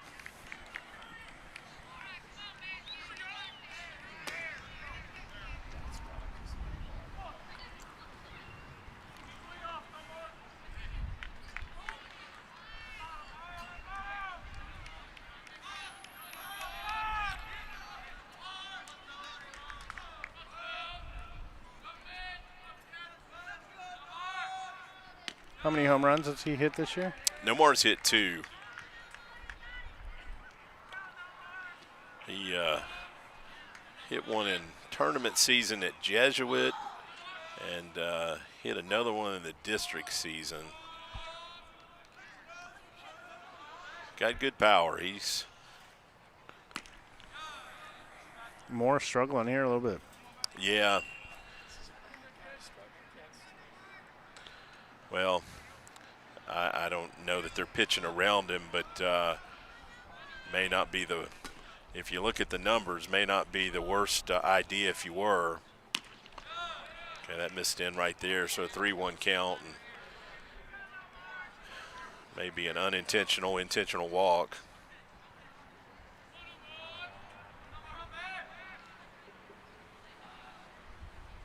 Oh, he's swinging. He's going to get that run in right there. Let's see if we go to third. Connor's going to stay at second, but we're going to pick up that third run. So good job right there by Torres getting that sac fly. Just good situational hitting right there. Number 32. Yeah, he's a smart hitter. Wasn't quite sure, 3-1 there. I mean, you know, bases loaded just an inning ago, and Birdville got out of it. So, you know, you never know what's going to happen. Just manufacture those runs. Yeah, they made quite the escape there when the Mustangs had the bases loaded and nobody out. So nice to at least pick up one and stretch that lead out to 3.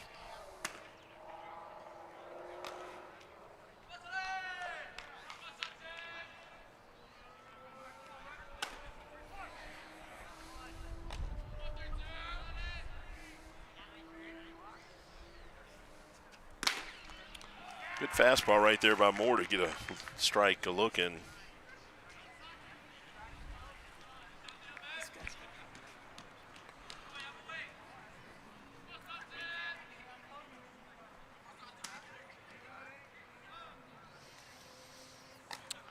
So the Mustangs only have 2 hits on the night, but have turned that into 3 runs, and didn't get any comment from Trey earlier today, but I saw where the Blue Jays Double-A affiliate had 8 runs last night without a hit. The first time that's ever happened in professional baseball, apparently. That's hard to do in a professional game, push 8 across without a base hit.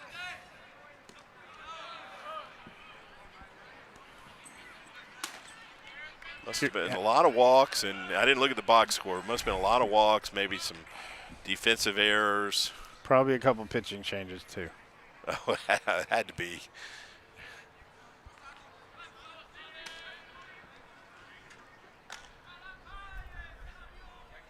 Well, a good swing right there. That's a base hit. Yeah, Santi got a fastball and didn't miss it.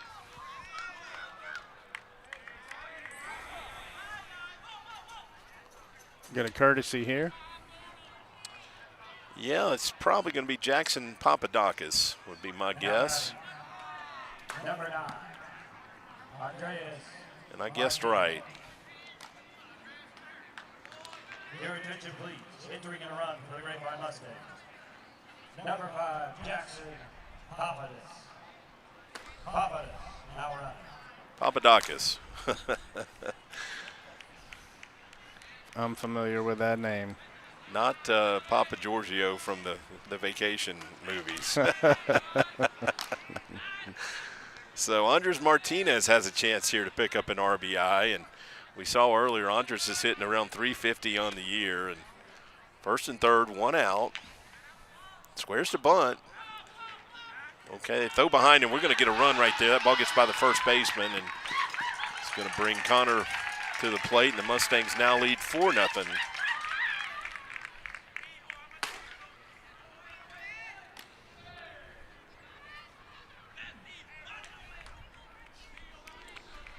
So a little bit of help right there from the Hogs.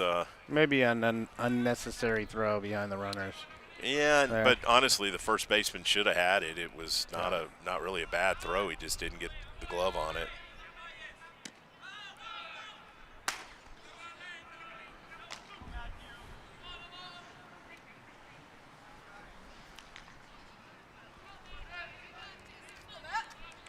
Moore's now up to 59 pitches, but only 27 of those have been strikes. That's just not a good ratio in terms of pitches and strikes. That's less than 50%, and that math really just doesn't work for a starting pitcher or a reliever.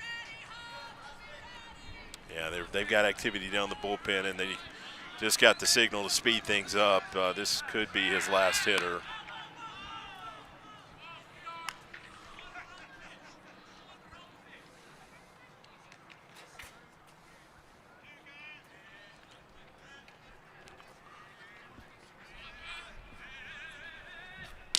That pitch misses right there. So another base on balls, and let's see if we get a visit. The bullpen has sent the guy towards the dugout, but no move yet from the dugout to go make a change. Okay, here it comes. Yeah. Maybe going to Brading here.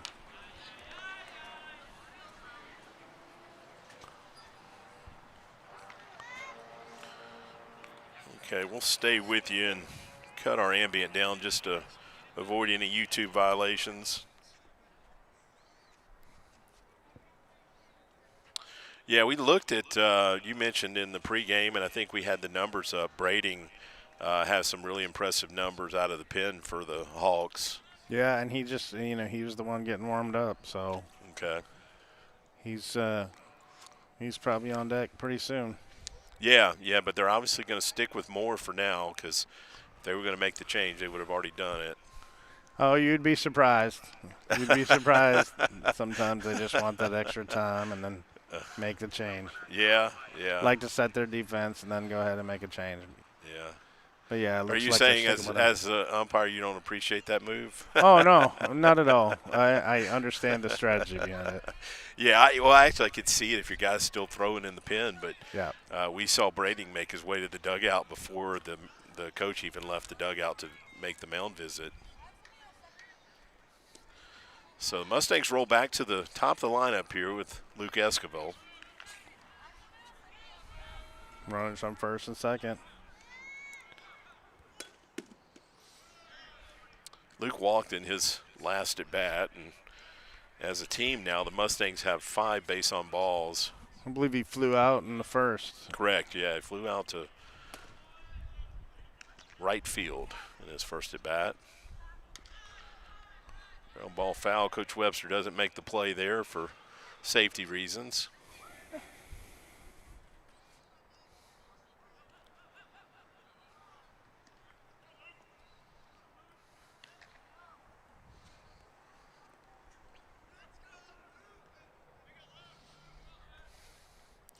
First baseman's playing in front of the runner. I don't think Luke will be bunting. He's not. It's be a tough play right there. He's not going to get him. Oh, wow.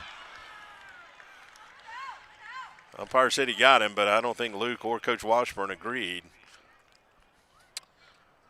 That's a spot where it's a long way from the base to make that call, Mark. I mean, but this is a two-man crew. I know you don't have a choice. It's one thing I like about the playoffs. And once we get to the playoffs, you get a 3-man crew. Yeah, and that's definitely what'll be coming. I do think in a 2-man crew, it's gotten even more difficult with the extra base on that side to even see something like that. That's a good point. Yeah, you're the bag that the runner's hitting is shielded by the defensive bag. Correct. So all the visibility has changed this year because of that, as far as trying to make that call, and it's even more difficult being in C.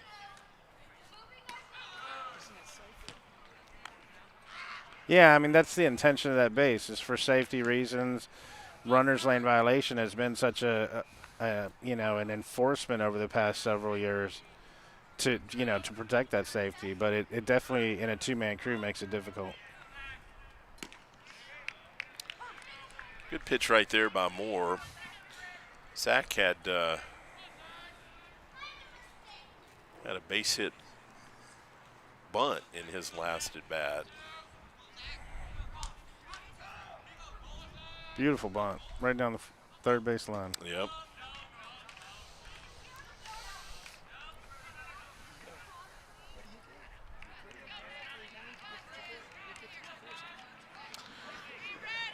Yeah, Luke should look for something to hit here because they don't want to get to the 3 spot with the bases loaded. Oh, this is a hitter's count right here.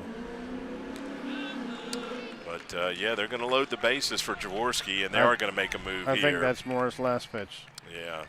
For the evening.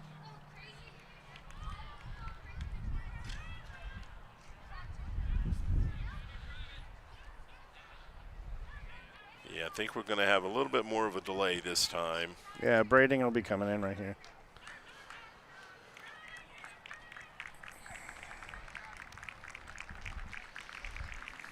So Jack Brading, number 30, senior for Birdville, coming on. Yeah, Mustangs only had 3 hits, but the walks are what did in more. He walked 6 Mustangs. So yeah, and not just something we want to get into because Grapevine.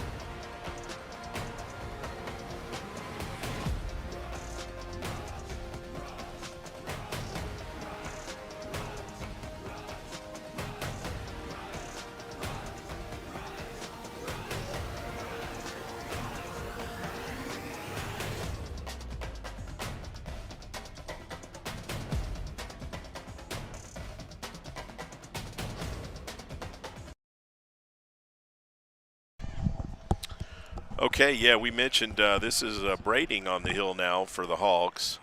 And don't have his numbers in front of me, but they were impressive. He's seen a lot of action out of the bullpen for the Hawks this season. Bases loaded here.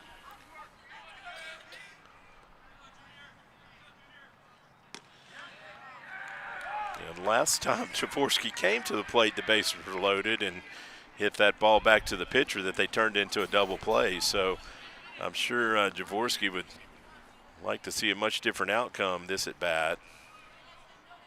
Gives him a little motivation this time.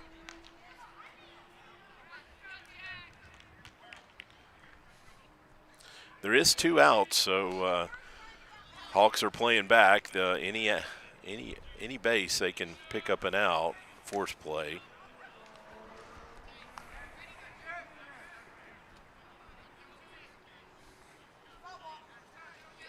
Looks like Brading's trying to work him on the outside of the plate, but just not getting the strike call. Yeah, that one missed out right there, and Moore had success out there in that last at bat. That was the ball he hit back to Moore. It was definitely away from him. But we have seen Jorvorskie take balls up the middle, and actually I believe he had a base hit to right field at least one night last week. So he can go that way.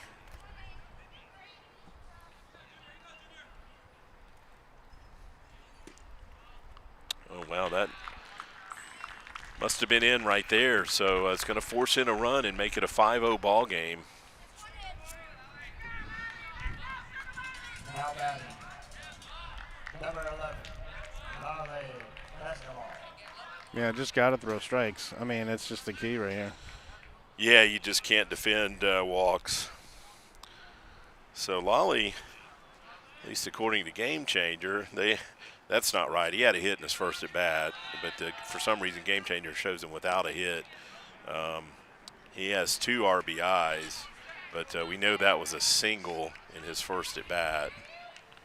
So some single and odd then out scoring. on the out on the bases. Yeah, I'm sure that'll get corrected post game.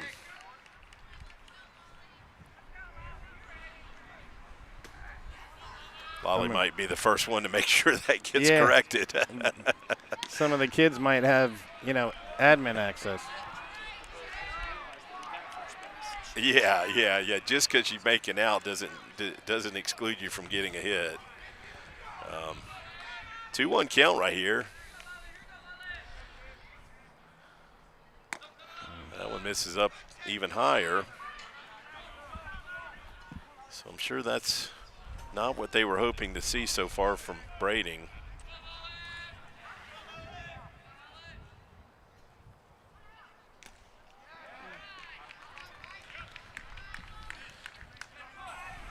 Foul ball.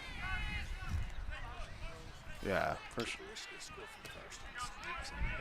Runners will be rolling here. Yeah, 3-2, 2 outs. Everybody's going to be moving on the pitch.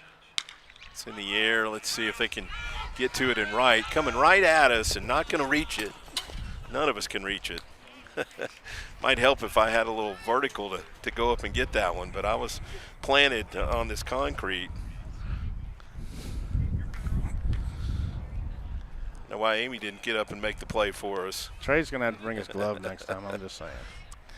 She's supposed to be our personal protector over here. Like when you have guys in the bullpen, you have a personal protector, and our personal protector's sitting down on the job. They're moving again. Another foul ball. No threat to the Tradio crew this time.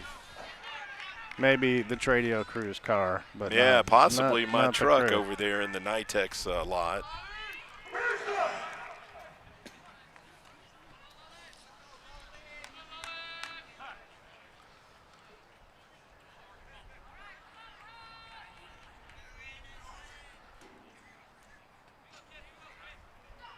We got him swinging. Got him to chase.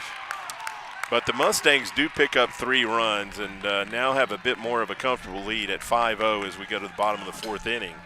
You're watching Mustang Baseball live on Tradio.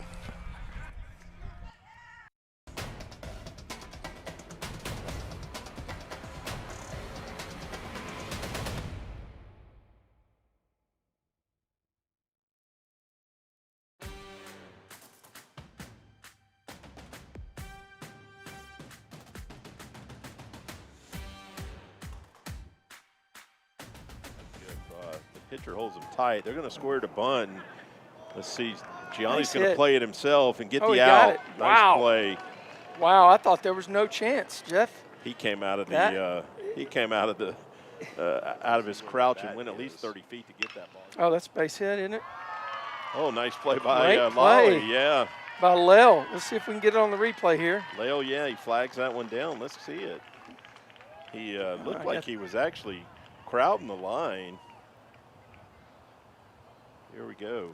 Let's see if we got it on the view. Oh, yeah, there we there go. it is. How about it? Nice play All right there, Lale. Nice So play by Lale. Mustangs shut him down and still have that 2-0 lead headed to the top of the third inning. You're watching Mustangs. It doesn't matter on that one. That's pretty well It doesn't hit. matter on that That's one. pretty well hit. Should be off the wall. Okay. Boom. Jorvorskie will probably score from there.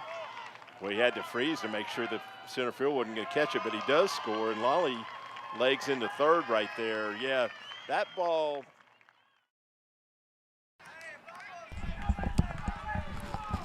See what kind of life we have here for Birdville. Yeah, they're in a bigger hole now. Definitely need to try and cut into that deficit. Santi has scattered 4 hits over 3 innings so far and held them scoreless. He's done that with 3 strikeouts, and some Mustangs got out of an inning early with a double play.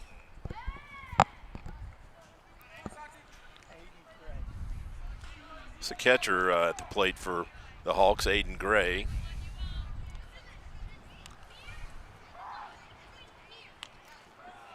This is up and in.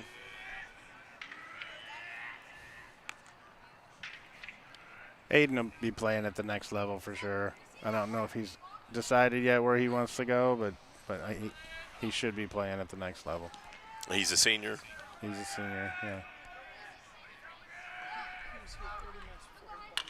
Boy, that's a base hit. Oh, no, Lale flags it down. Nice play right there. That was a shot.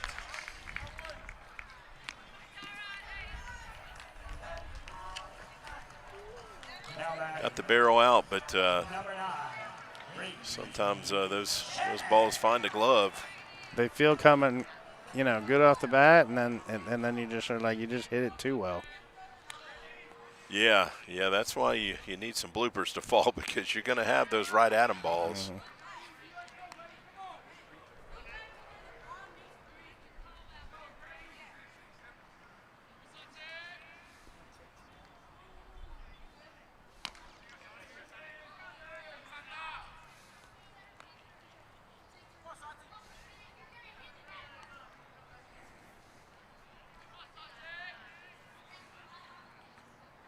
Shannon at the plate right here for the Hawks.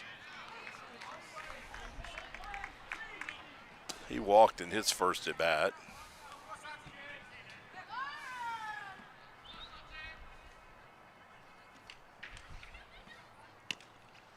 That misses up right there, and yeah, it looks like we've actually got a couple guys throwing down in the Mustangs pen. That looks like Jack Swenson. He is a left-hander, and I think Vinny is still down there in the pen. So 2 lefties biding their time down there in the bullpen.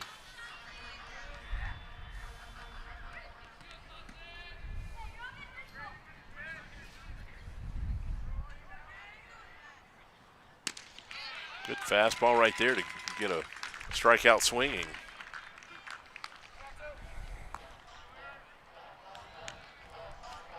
Santi saw the activity down there in the pen and said, you guys aren't going anywhere anytime soon. Yeah, he seems to be catching his groove.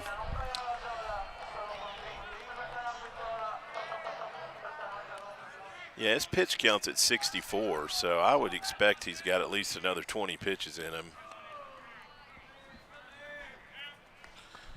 And he has a pretty good ratio of strikes. 40 of those 65 pitches have been strikes. Well, they always say to pitch with the lead. He's pitching with the lead, and the key to that is just throw a lot of strikes, make him put the ball in play. Yeah, it's going to be hard to hit your way from behind in a 5-run deficit. It's a Ball in the air. Should be played by Luke's. Going to get it. Yeah, so a 1-2-3 inning right there for Santi. And Mustangs take a 5-0 lead to the top of the 5th inning. You're watching Mustang Baseball Live on Tradio.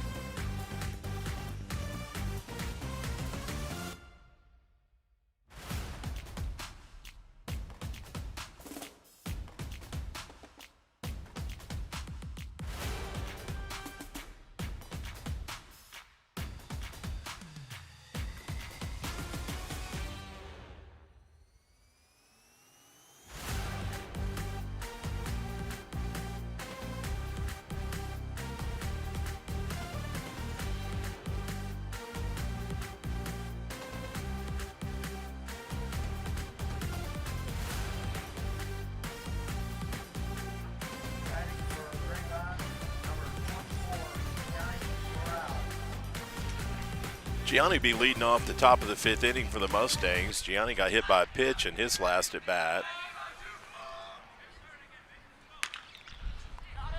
Okay. Yeah, hit it well actually. He's going to get 2. Got by the second baseman's going to turn into a double. I don't know if they call it a hit or an error, but either way, he's at second base. I think that's definitely an error. I would agree, but sometimes the scoring can be hitter friendly.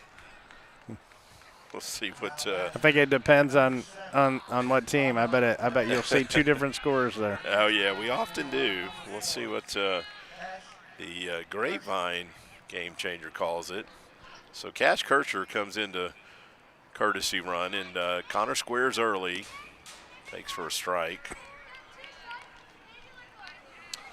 Yeah, they did call that an error in the Grapevine book. I would agree with that. It was hard hit, but second baseman should have made the play. Squares, but didn't get it down, so 0-2 count right here, and probably let him swing with 2 strikes.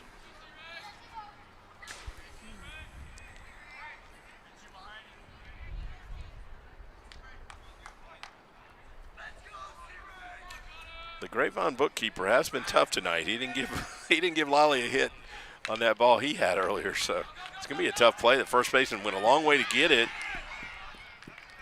Foul ball, I guess.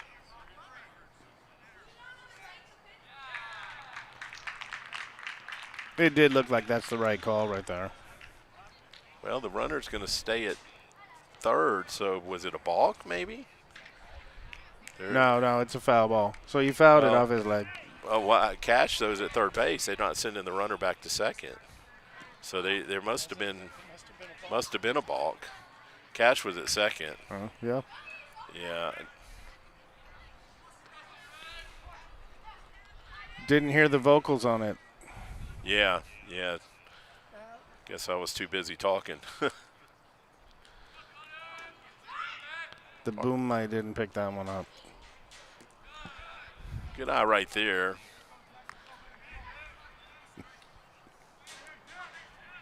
Hawks are in on the grass all around the infield, trying to avoid falling farther behind. Get some swinging on a ball in the dirt and have to throw to first, but it's going to be an out either way.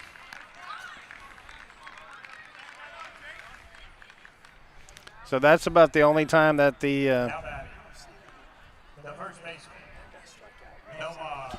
that's the only time you can actually use that colored bag on the outside to get an out is on a drop third strike. So just for your rules knowledge, Trey, so we don't get any late night texts. Oh, you're saying the fielder can use the outside can be bag. on that bag? Okay. Only in the case of a drop third strike. Okay. Foul ball right there, and still only 1 out, so Mustangs have a prime opportunity to pick up another run. Torres had a sac fly in his last at bat. He's got a good shot to get another one. That's going to be a base hit and score that 6th run.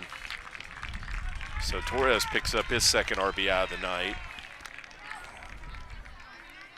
But first hit right there for Nomar, right? Correct, yeah.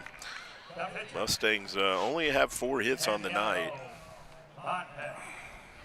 And Santi has one of those 4 hits. Looking at their average, that has to be, near a season low.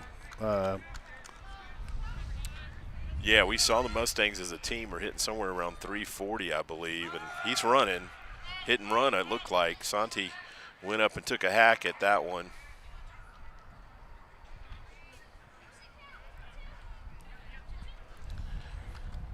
Yeah, Santi had a base hit to left field his last at bat.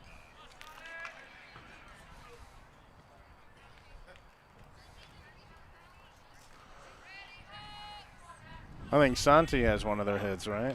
Correct, yeah, he had that base hit to The left in his last at bat. Bottom of their lineup is hitting well.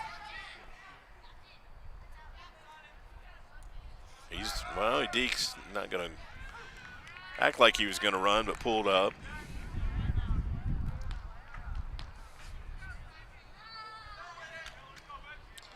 So 0-2 count right here on Santi. Yeah, Mustang's 7-8 hitters have 2 of the 4 hits and fouls that one back.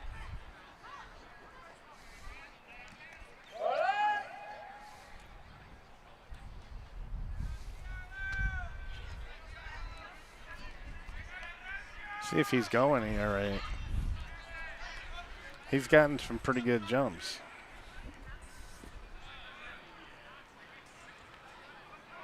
Yeah, he's got him thinking about him, if nothing else.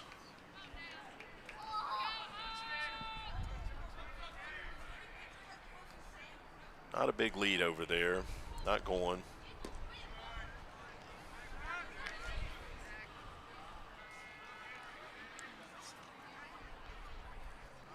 Yeah, Santi battling up there. This will be the 6th pitch of the at-bat. I think it is 2-2, Trey. Correct.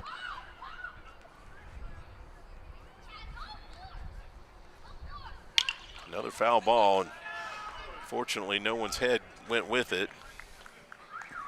It was close, though.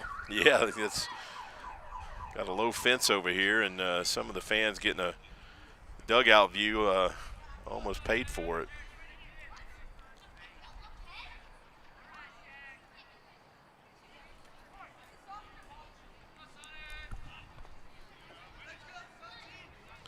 This will be the 7th pitch of the at-bat. That's well hit. That's going to be in the gap. That's going to be in the gap. Yeah, let's see if Torres can score. Have trouble coming up with it. They're going to hold him at third, but nice double right there by Santi to pick up another hit. So we mentioned his bat has heated up here in the district season. He got off to a bit of a slow start at the plate, but has definitely heated up over the last 5 or 6 games, it seems like. And Jackson Papadakis comes in to run for Santi. Your attention, please. Entering a run for the Mustangs, number 5, Jackson Papadakis. Papadakis now running.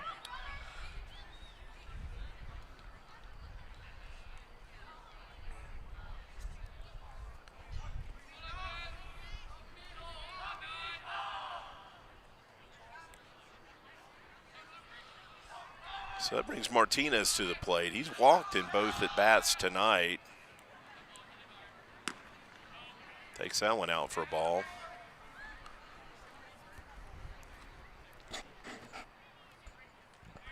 But the top of the lineup staring him right in the face coming in. Like a off-speed pitch. He swung right through there. You got Bobby Cox calling for a squeeze bunt here. Sometimes that not's always well received in a 6-0 ball game. Is this where you call Geronimo? You call Geronimo here, Trey?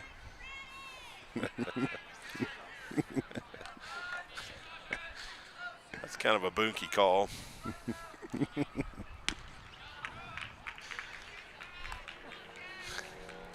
A 2-2 count right here on Andres.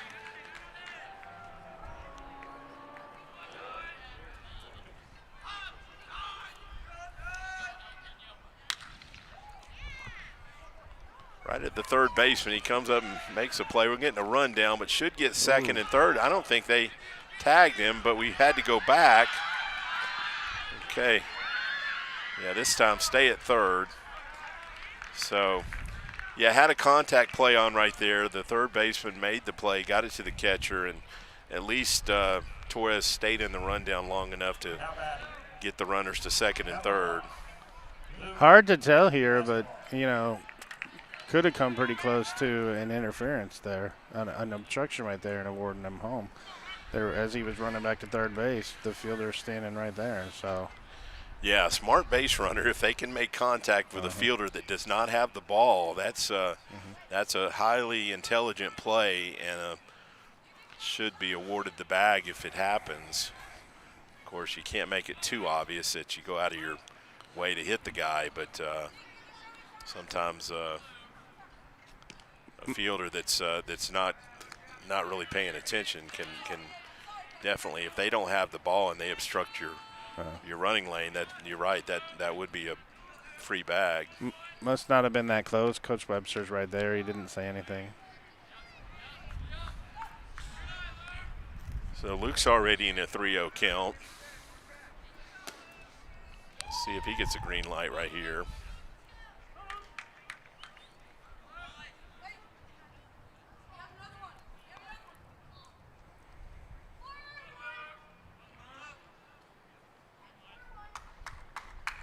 He was taken all the way, so that's going to load the bases for Zack Goldstein. Now batting, number 2, Zack Goldstein. Well, Luke hit a grand slam Thursday night at Ryan. He's got a chance at another, but it's going to be, I'm sorry, Zack. Zack had a grand slam Thursday night up at Ryan. Got a chance to do it again, but a little tougher conditions tonight to get one out of here. It'll just be nice to see him hit. I think every at bat he's been having to move people. Yeah, he does get asked to bunt a lot.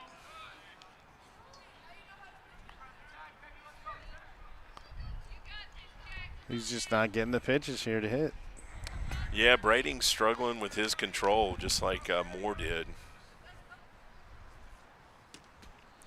And that's what a good lineup does to you. I mean, you overthink it. You try to make too many precision pitches, and there you are. Then you've walked, I forget what number we have now, but we're probably up to 7 or 8 walks.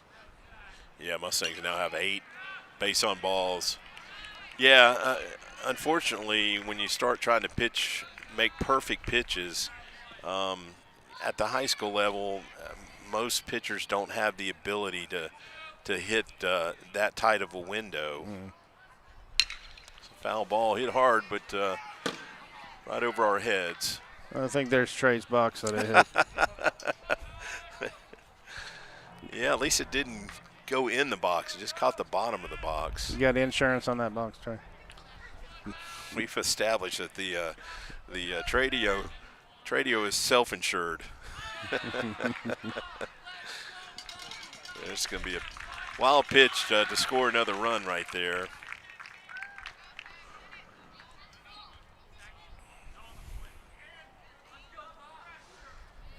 So Mustangs now on top 7-0 and got a full count at the plate and 2 outs. Runners now at second and third for Zack.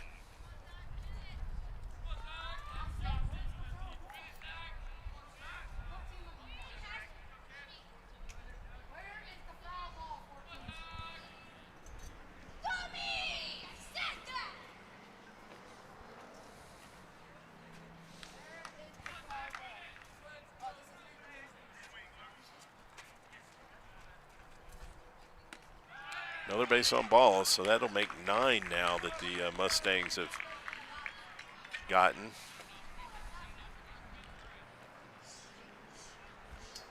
Now batting. Number 13. You know, I mean, what if they have 5 hits now? I mean, of course, that's why they're going to only have 5 hits when you're walking this many people. Yeah, that's true. Basically, you know, every one of those walks is a single, so you could argue if the Mustangs have 14 hits.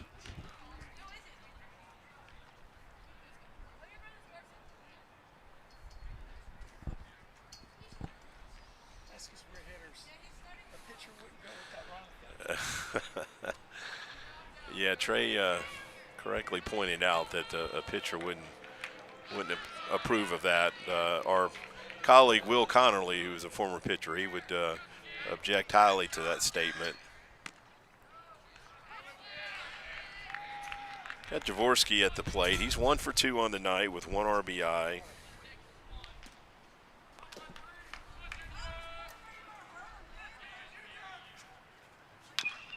It's on the ground to the third baseman. He comes up clean with it and gets the out, but Mustangs have another crooked inning now. It's a 7-0 ball game as we go to the bottom of the 5th inning. You're watching Mustang Baseball live on Tradio.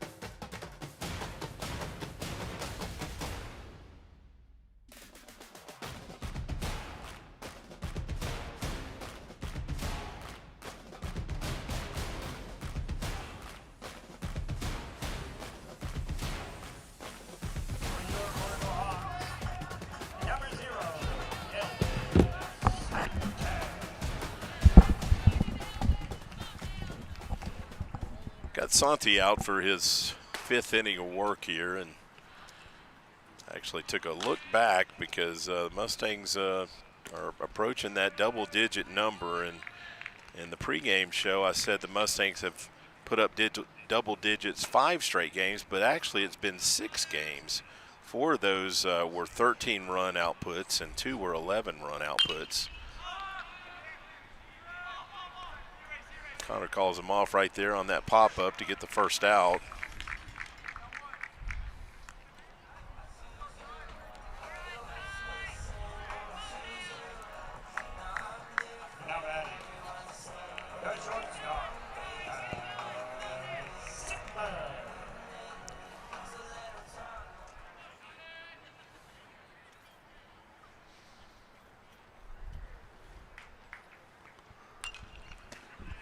Santi gets ahead with a fastball right there. Just looking at Santi's line, he has allowed 4 hits, but only walked 1 batter. And honestly, that's the big difference in the game is the Hawks pitchers have walked 9 Mustangs, and Santi's just issued that 1 base on balls. I think that was in the 2nd where Coach came out with him. Yeah, it was a quick visit, and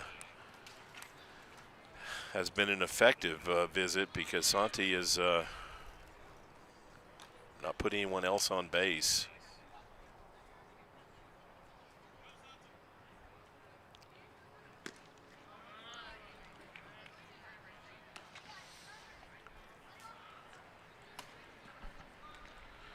Where are we at on pitch count? He's thrown 72 pitches. I would expect him to at least finish this inning. There is still some activity down there in the Mustang pen, but not even a catcher, just two pitchers flipping it around. Same guys that were there earlier, Jack Swenson and Benny Slappa. Nothing serious then. No, they're in no rush to get her. Well, just as I say that, I see Cash Kircher making his way. That ball's well hit. Let's see if Zack can go back and get it, and he does. That was a line drive that fortunately was right at Zack. Had to take a few steps back and play it.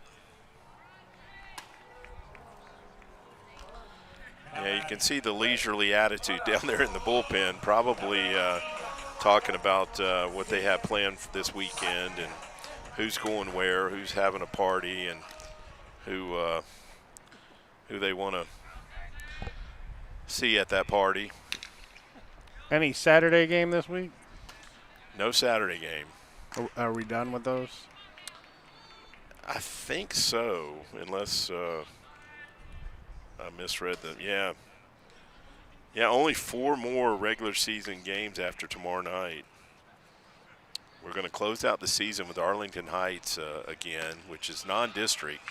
But those were some good games the Mustangs played last year at Arlington Heights. Saw some really good pitching, won 2 tight ball games, and I think it really set them up well for the playoff run.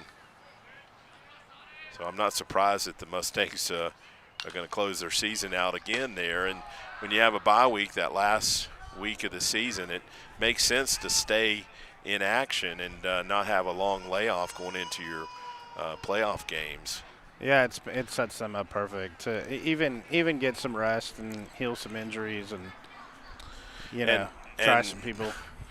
Even though the Mustangs will have 5 more actually only 3 more district games after tonight, it's not premature to talk about the playoffs. If we had a few more graphics, we could have shown that the Mustangs have clinched a playoff spot. That may be something to work on for the next pregame show. We can show that the Mustangs have clinched a playoff spot. Who do they have next week? Next week they have Richland, and Birdville's coming off a sweep of Richland. There we go. We have some. Yeah, Richland's at 2-6 on the season in the district. So, in all likelihood, they have been eliminated from the playoffs. It feels like for this district, at least the playoffs have been decided. It's more about positioning at this point. Yeah, the Colleyville Heritage is at 3-3, so there's still mathematically there's still probably another team or two there alive. Right. But it certainly looks like the top 2 spots are probably going to be Grapevine and Birdville.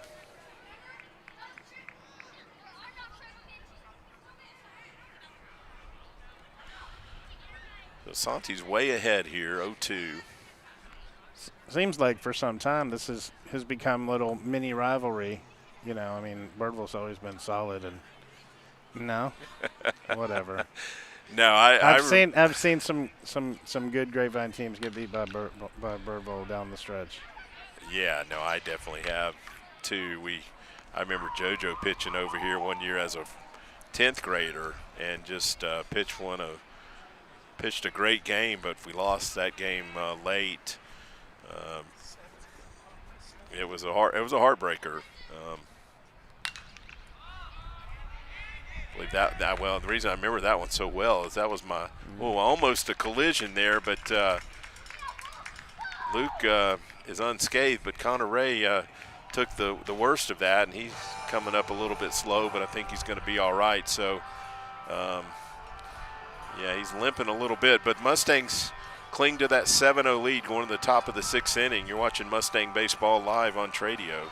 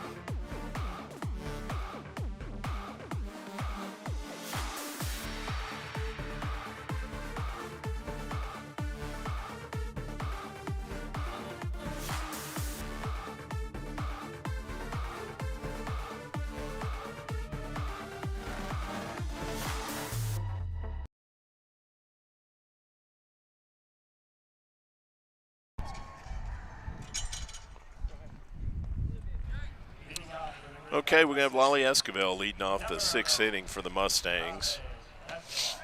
And even though Game Changer is not showing it, Lale has a He does have a hit. and a couple RBIs. Actually, they got it corrected. They're showing him at 1 for 3 now.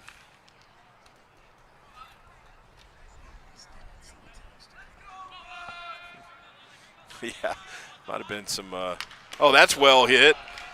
Let's see. That is one hop the wall, but that was hit a ton. He's going to go in for a double. Might have been a little slow coming out of the box. I thought it had a chance to get out of here. Yeah, it's a. You said, Mark, the field plays bigger than you think, and I really thought he hit that well enough to get it out, but yeah, not a lot of wind coming in or out. Now that one, it did look like it would have gone out, but this park plays big. Yeah, well, you can see on the flag there is a little bit of wind holding the ball up. I feel like at minimum without that wind it would have been off the wall, but either way it was probably a 390-foot double.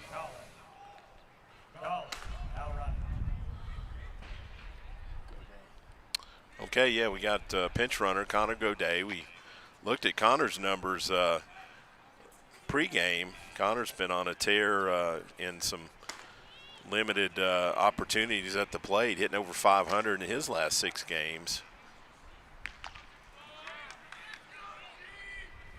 Will he stay in and get some playing time here? Well, that's well hit, too.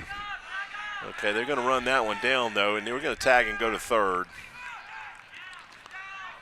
Yeah, I don't think Connor will stay in defensively. He's an outfielder, and Lale playing third. Unless they made some kind of double switch, I think Lale will stay in at third.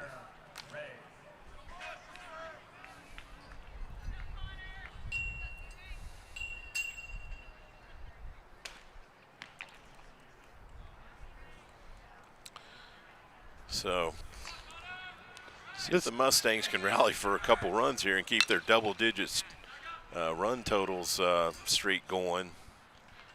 That streak is currently at 6 games. So this game was originally supposed to be played on Tuesday, correct? Correct. Was there a reason for the move? Star test.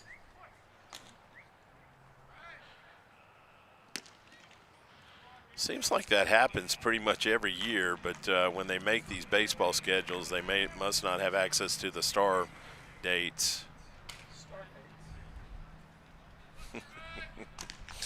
Not to be confused with Star Wars. Let's see, we play by the left fielder. Let's see if we're not going to run. Not gonna take a chance there. He did have a lot of momentum coming to the plate, so ideal opportunity to make a good throw with all that momentum coming that way. I'm sure it just takes one phone call from one mom and games can get switched because of star testing. So. Well, probably didn't need that phone call. I'm sure the administration made that call. I know those star numbers mean a lot to the school ratings.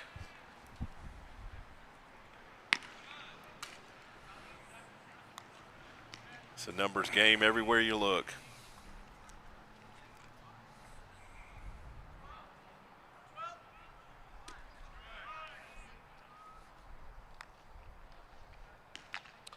It's Torres at the plate. He's 1 for 2. He's got 2 RBIs on the night.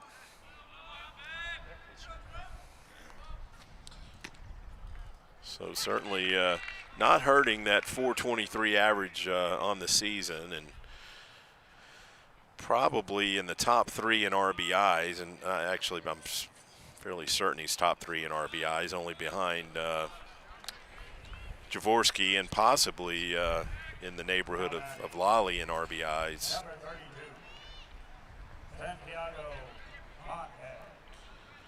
Santi's having a good night at the plate. He's 2 for 3.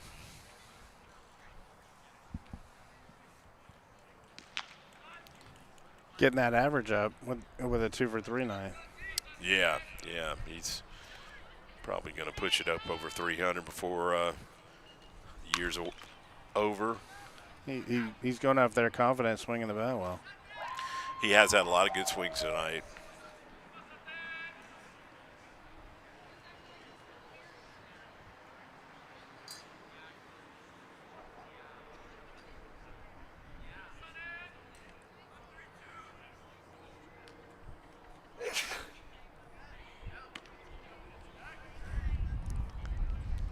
Like an off-speed pitch right there that missed in, but you could see it kind of froze Santi.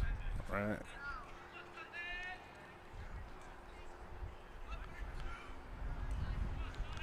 Yeah, wind's actually picking up now. You see that flag out there moving pretty good.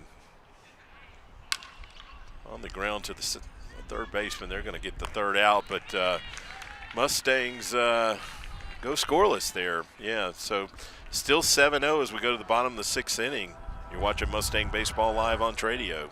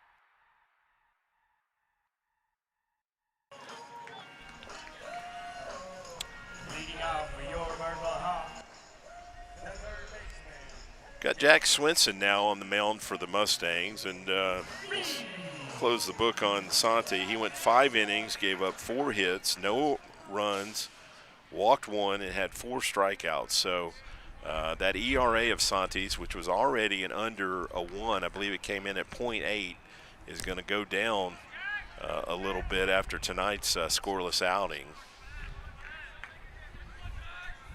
Maybe not his best stuff tonight, but, you know, he really fought through it and had a good outing. Yeah, he hard to argue with a guy that doesn't give up any runs. Maybe a few more hits than he would have liked, but definitely a good outing. Ground ball to Connor Ray is going to come get it and pick up that first out.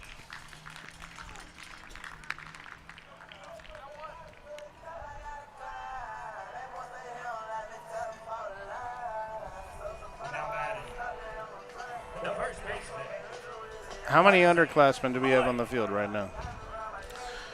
For the Mustangs, Connor Ray is a junior at shortstop, and Luke Esquivel is a junior. So in left. So 7 of the 9 starters. Well, on the mound, Jack Swenson is only a junior. So 3 of the 9 guys out on the field right now for the Mustangs are underclassmen. But this is going to be one of the bigger turnovers of the roster that we have seen the last couple years. So many of these kids have been in the starting lineup for that's well hit right at Connor, and let's see, one hops it and gets the second out. So another nice play right there by Connor Ray, and the fielding average that we heard for Connor a couple games ago was .970, and he continues to build on that. But, yeah, we've seen this is Gianni's 4th year in the starting lineup. Same thing for Lale. This is Lale's 4th year in the starting lineup. Connor Ray's 2nd year in the starting lineup. Seen Zack Goldstein in the lineup for most of the last 3 years. So the Mustangs will have a lot of holes to fill. We took a look at some of the JV box scores, and looks like there's some kids on that JV team that can swing the bat. So hopefully those kids are ready to step up next year and pick up where these guys left off. They certainly will have some big shoes to fill.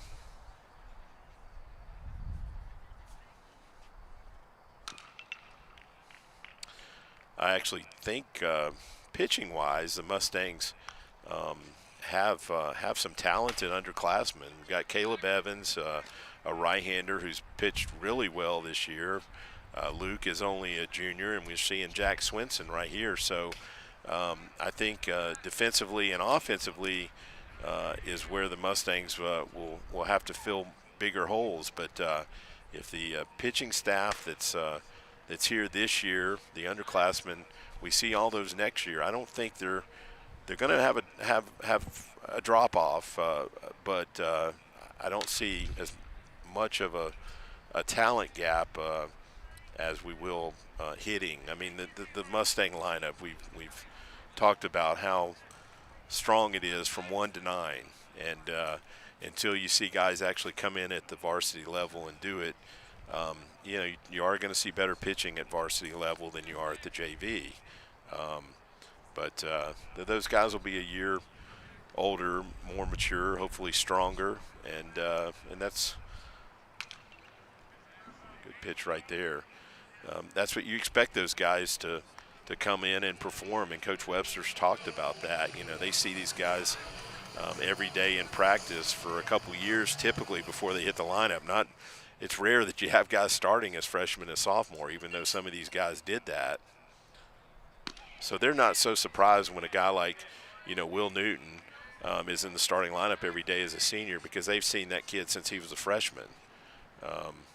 And Connor Ray, stepped in last year as a 10th grader, but they knew what he could do as a 9th grader. So they weren't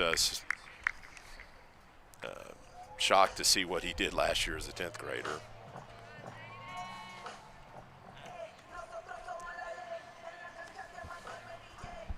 Now batting, the catcher, Aiden Gray.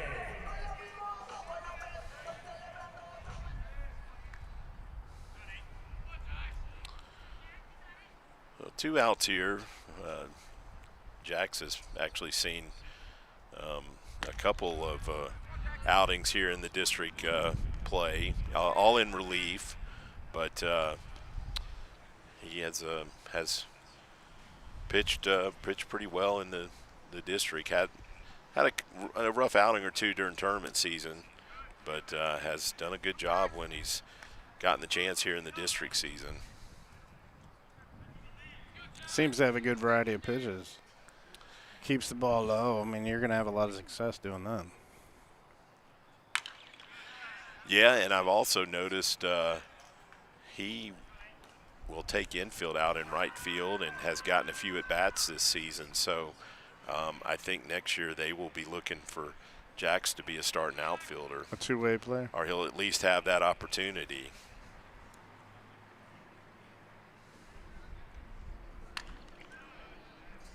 Has a few hits on the season too, so we have seen him swing the bat.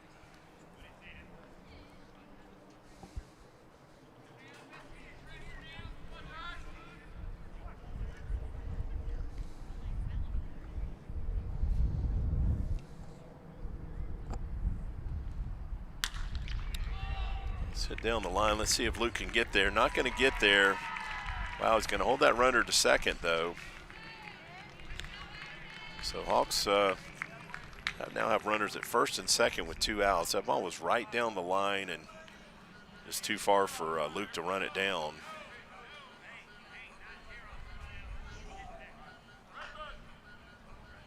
Now batting, Got a little action here. number 7, Aiden Foley. Yeah, I believe this is a pinch hitter for the Hawks, Foley.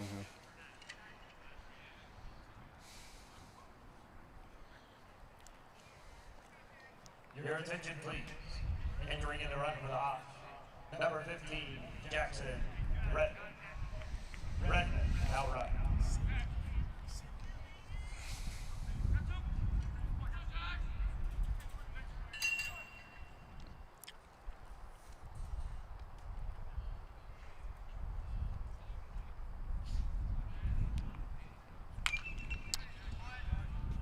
Fouled out of play right there.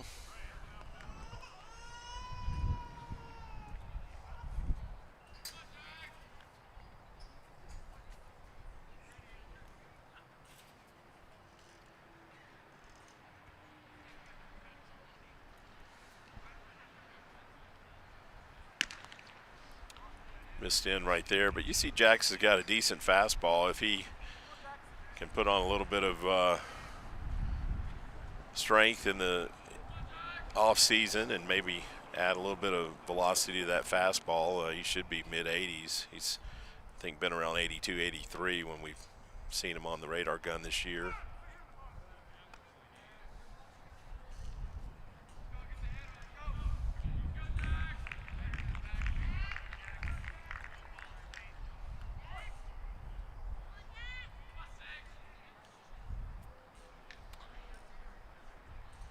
Torres is really shading that line. Okay, that's why they had a play on at first base. I was shocked at how close he was playing to the bag there, and they had that back pick, and Jax threw it over his head.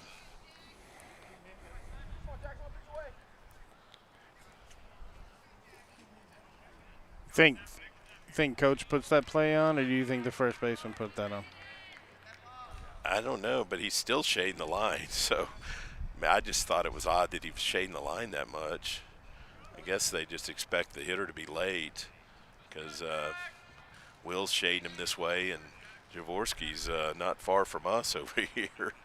They're definitely shading the line.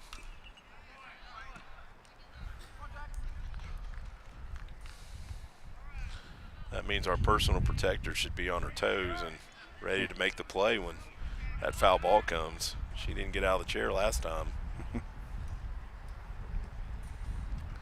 She said she's running away from the ball if it comes this way.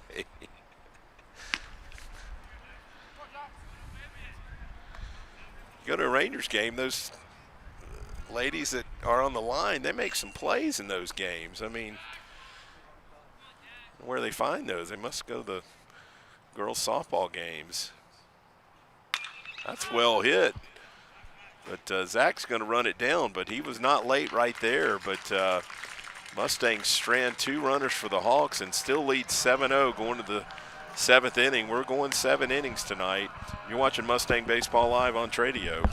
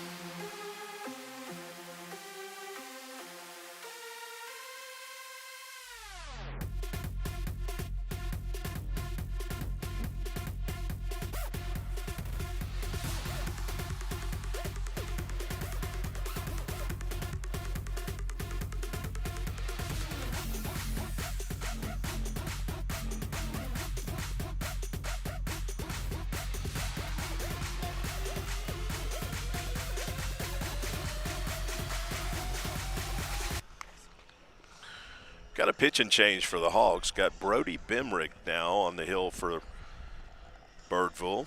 He's a right-hander and don't have any stats for Brody. Senior.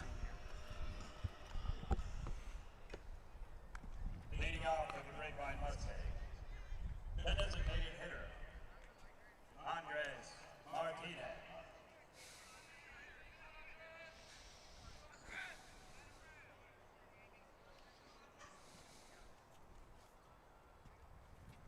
Got Martinez at the plate for the Mustangs. He's 0 for 1, but does have 2 base on balls tonight. It's on the ground, should be played by the second baseman. Going to come get it and throw to first for the out.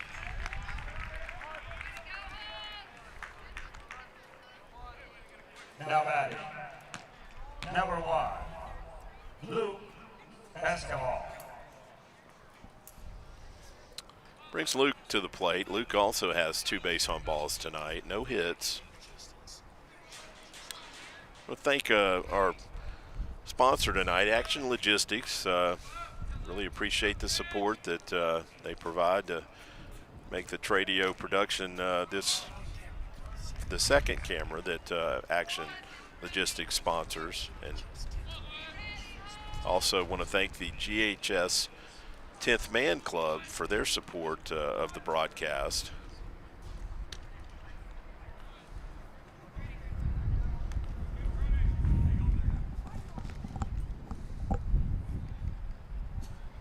Wind is picking up. If we stay out here much longer, I might have to get that pullover back.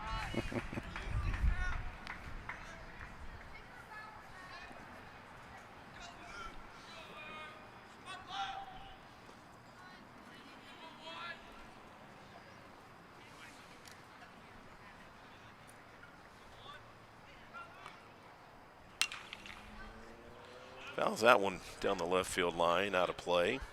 Luke have a hit tonight? No, he's 0 for 2, 2 base on balls.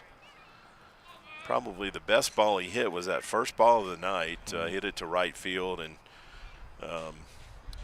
just in front of the track. Wind, I felt like, held that one up a little bit. Good cut, fouls that one straight back. Bemrick's going right at him.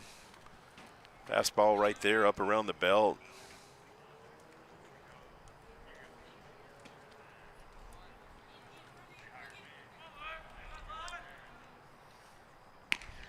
That misses away right there to make it a full count.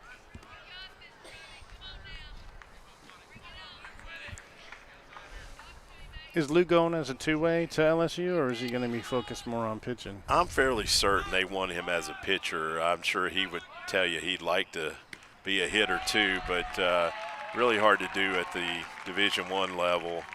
And I'm pretty certain he's on their radar because of his pitching. As will major league teams next year. So Yeah, he might not ever find his way to Baton Rouge. He may end up pretty high on the draft board.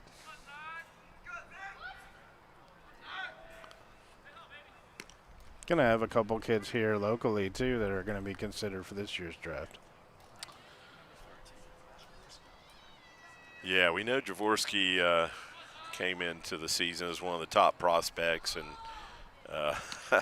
it's a kid over at Fort Worth Christian, Grady Emerson, that is the number 2 draft pick and top high school prospect on just every draft board I have seen, and he's done nothing this season to discourage those high ratings. He is having an outstanding season, hitting over 500, hitting for power, plays an excellent defense.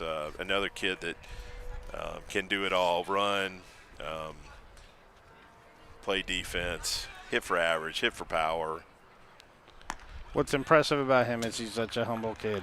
I And so all those rankings for as long as he's been on those boards, he's always been just a humble, nice kid. And Yeah. that'll go a long way and with the scouts and clubs. Yeah, we got to see him 2 years at Argyle before he transferred to Fort Worth Christian. But, yeah, we did a couple of Fort Worth Christian games. Actually, Tradio does all the Fort Worth Christian games, but I got to broadcast a couple of them and interviewed him after one of the games, and just a pleasure to talk to. Really will be rooting for him at the next level. And I love the way he plays the game. He has fun. Has fun with his teammates. One of the games that they were doing the post-game interview, and he put a guy on his shoulders and had him walk through the post-game interview just to be funny. I just love the camaraderie that team has, and he's a big part of it. Well, it speaks to a lot with him to come over in his senior year and just kind of fit in like a glove. I mean, just a part of the team, not only as a player, but as a part of the locker room. Yeah, well, it probably helped too that actually two of his teammates came with him. Jackson Castleberry, another good player. He'll be at UTA next year. He's a Argyle kid. Wow, close pitches here that Jorvorskie's taken, but not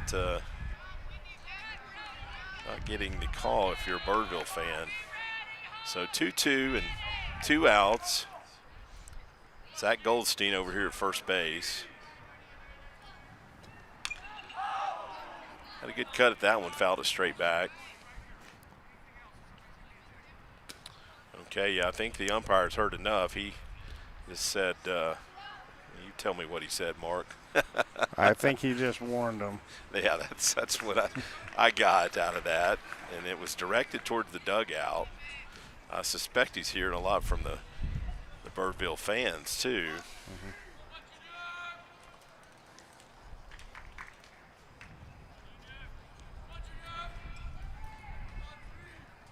I will say, those pitches were close.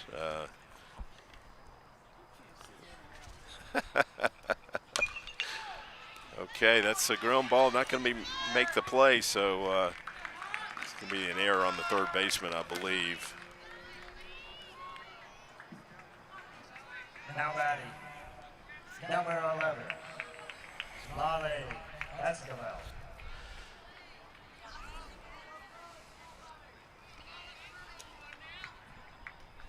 I think Lale might need a second hit here.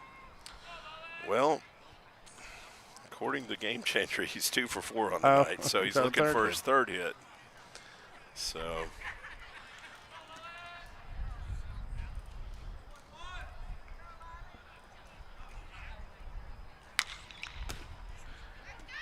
nice play by the shortstop, but not going to be able to get him at second. That was the only play he had. And he gets his third hit. Yeah, we're going to see a replay of that. That was a nice play by the shortstop just to get to that ball, and Number 24. probably gets most guys at second, but not with a Jorvorskie lane running right there.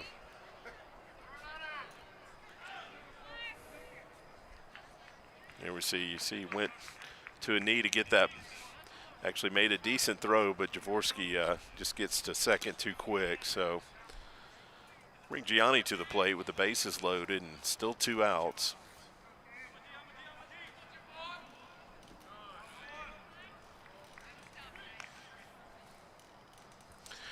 Yeah, now that I think about it, Lale had that ball to deep left center for a double, and then remember he had that hit in his first at bat. So yeah, that should be his third hit of the night.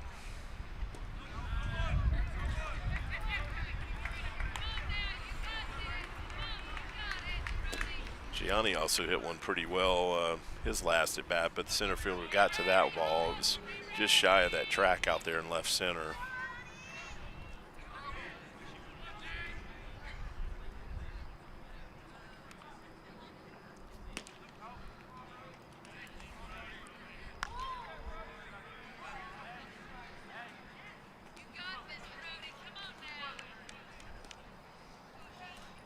Three-0 count right here. I suspect Gianni will be taken right here. He was swinging.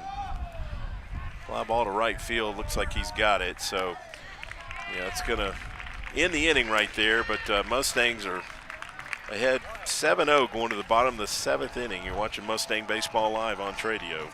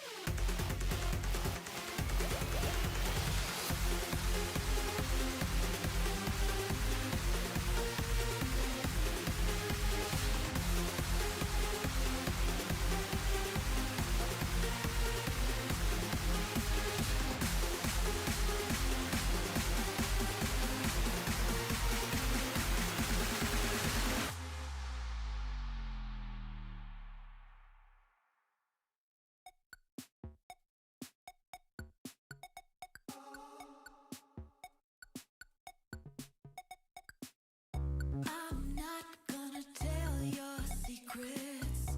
I'm not gonna let them use you up. I'm not gonna pass any judgment. I'm not the usual. I'm not gonna lock you up. I'm not gonna throw away the key. I'm not gonna bat an eyelash. Oh, I'm not.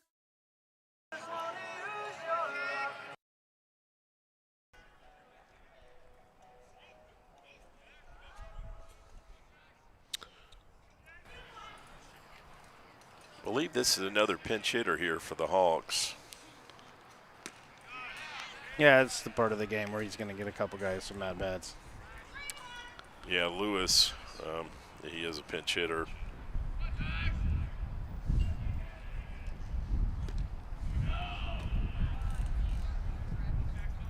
Pinch hitting for Ortiz, the center fielder.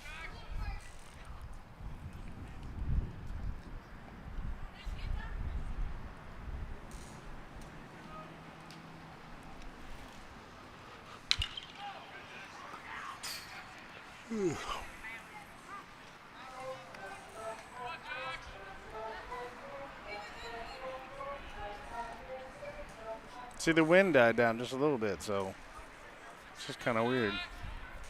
Then it'll pick up. Oh, good pitch right there. Yeah, got him looking.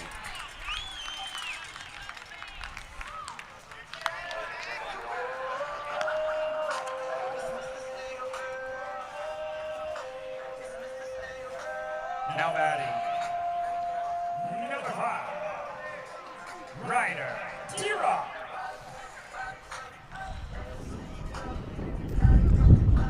Yeah, another pinch hitter right here for the Hawks, Tiroff.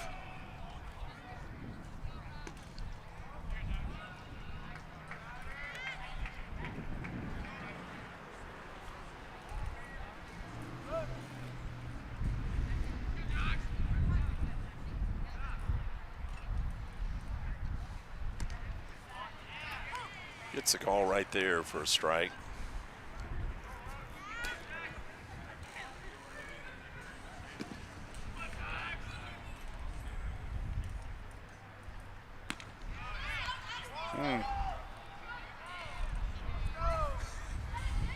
Yeah, looked pretty good, especially in a 7-0 ball game in the 9th inning, or the 7th inning.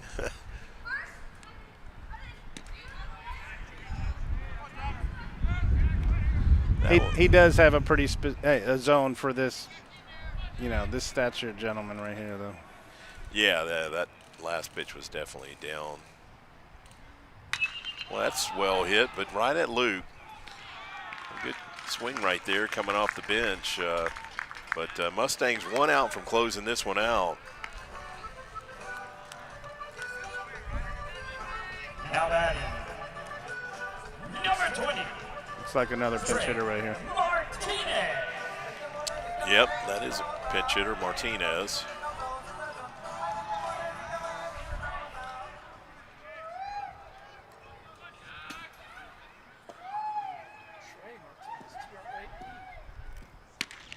Oh, good fastball right there. He threw by him. Trey recognizes Trey. Is that what you're saying?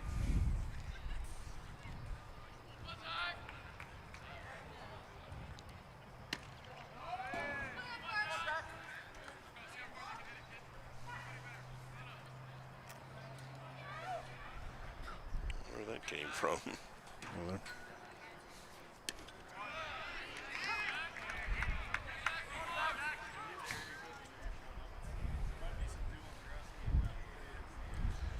Okay, Mustangs now 1 strike from closing this one out.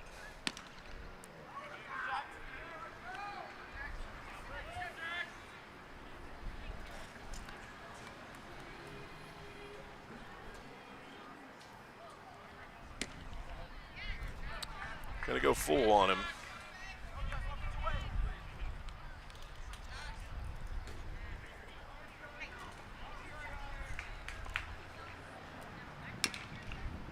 Foul ball right there.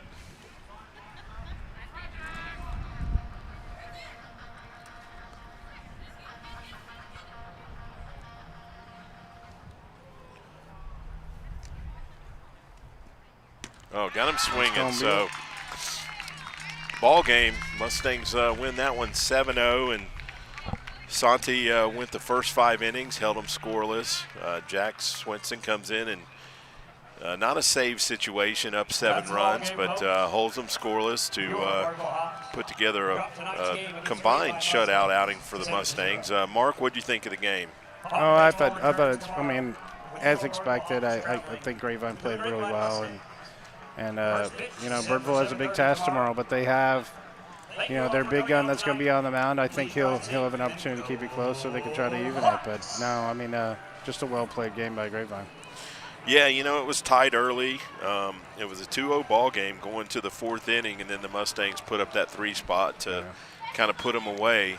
But, yeah, Mustangs will have to come out tomorrow night and play well, pitch well, hit well, and, you know, you can't just show up and expect to win. The Birdville team certainly is good enough to beat them if they don't play well. So we're gonna call it a night. For Mustang Baseball Live on Tradio, I'm Jeff Knipper, and Mark, thank you for joining us tonight. And thanks for having me. Tune in tomorrow night from the Corral. We'll be probably on air by 7:15 tomorrow night. And have a good night. We'll catch you tomorrow night.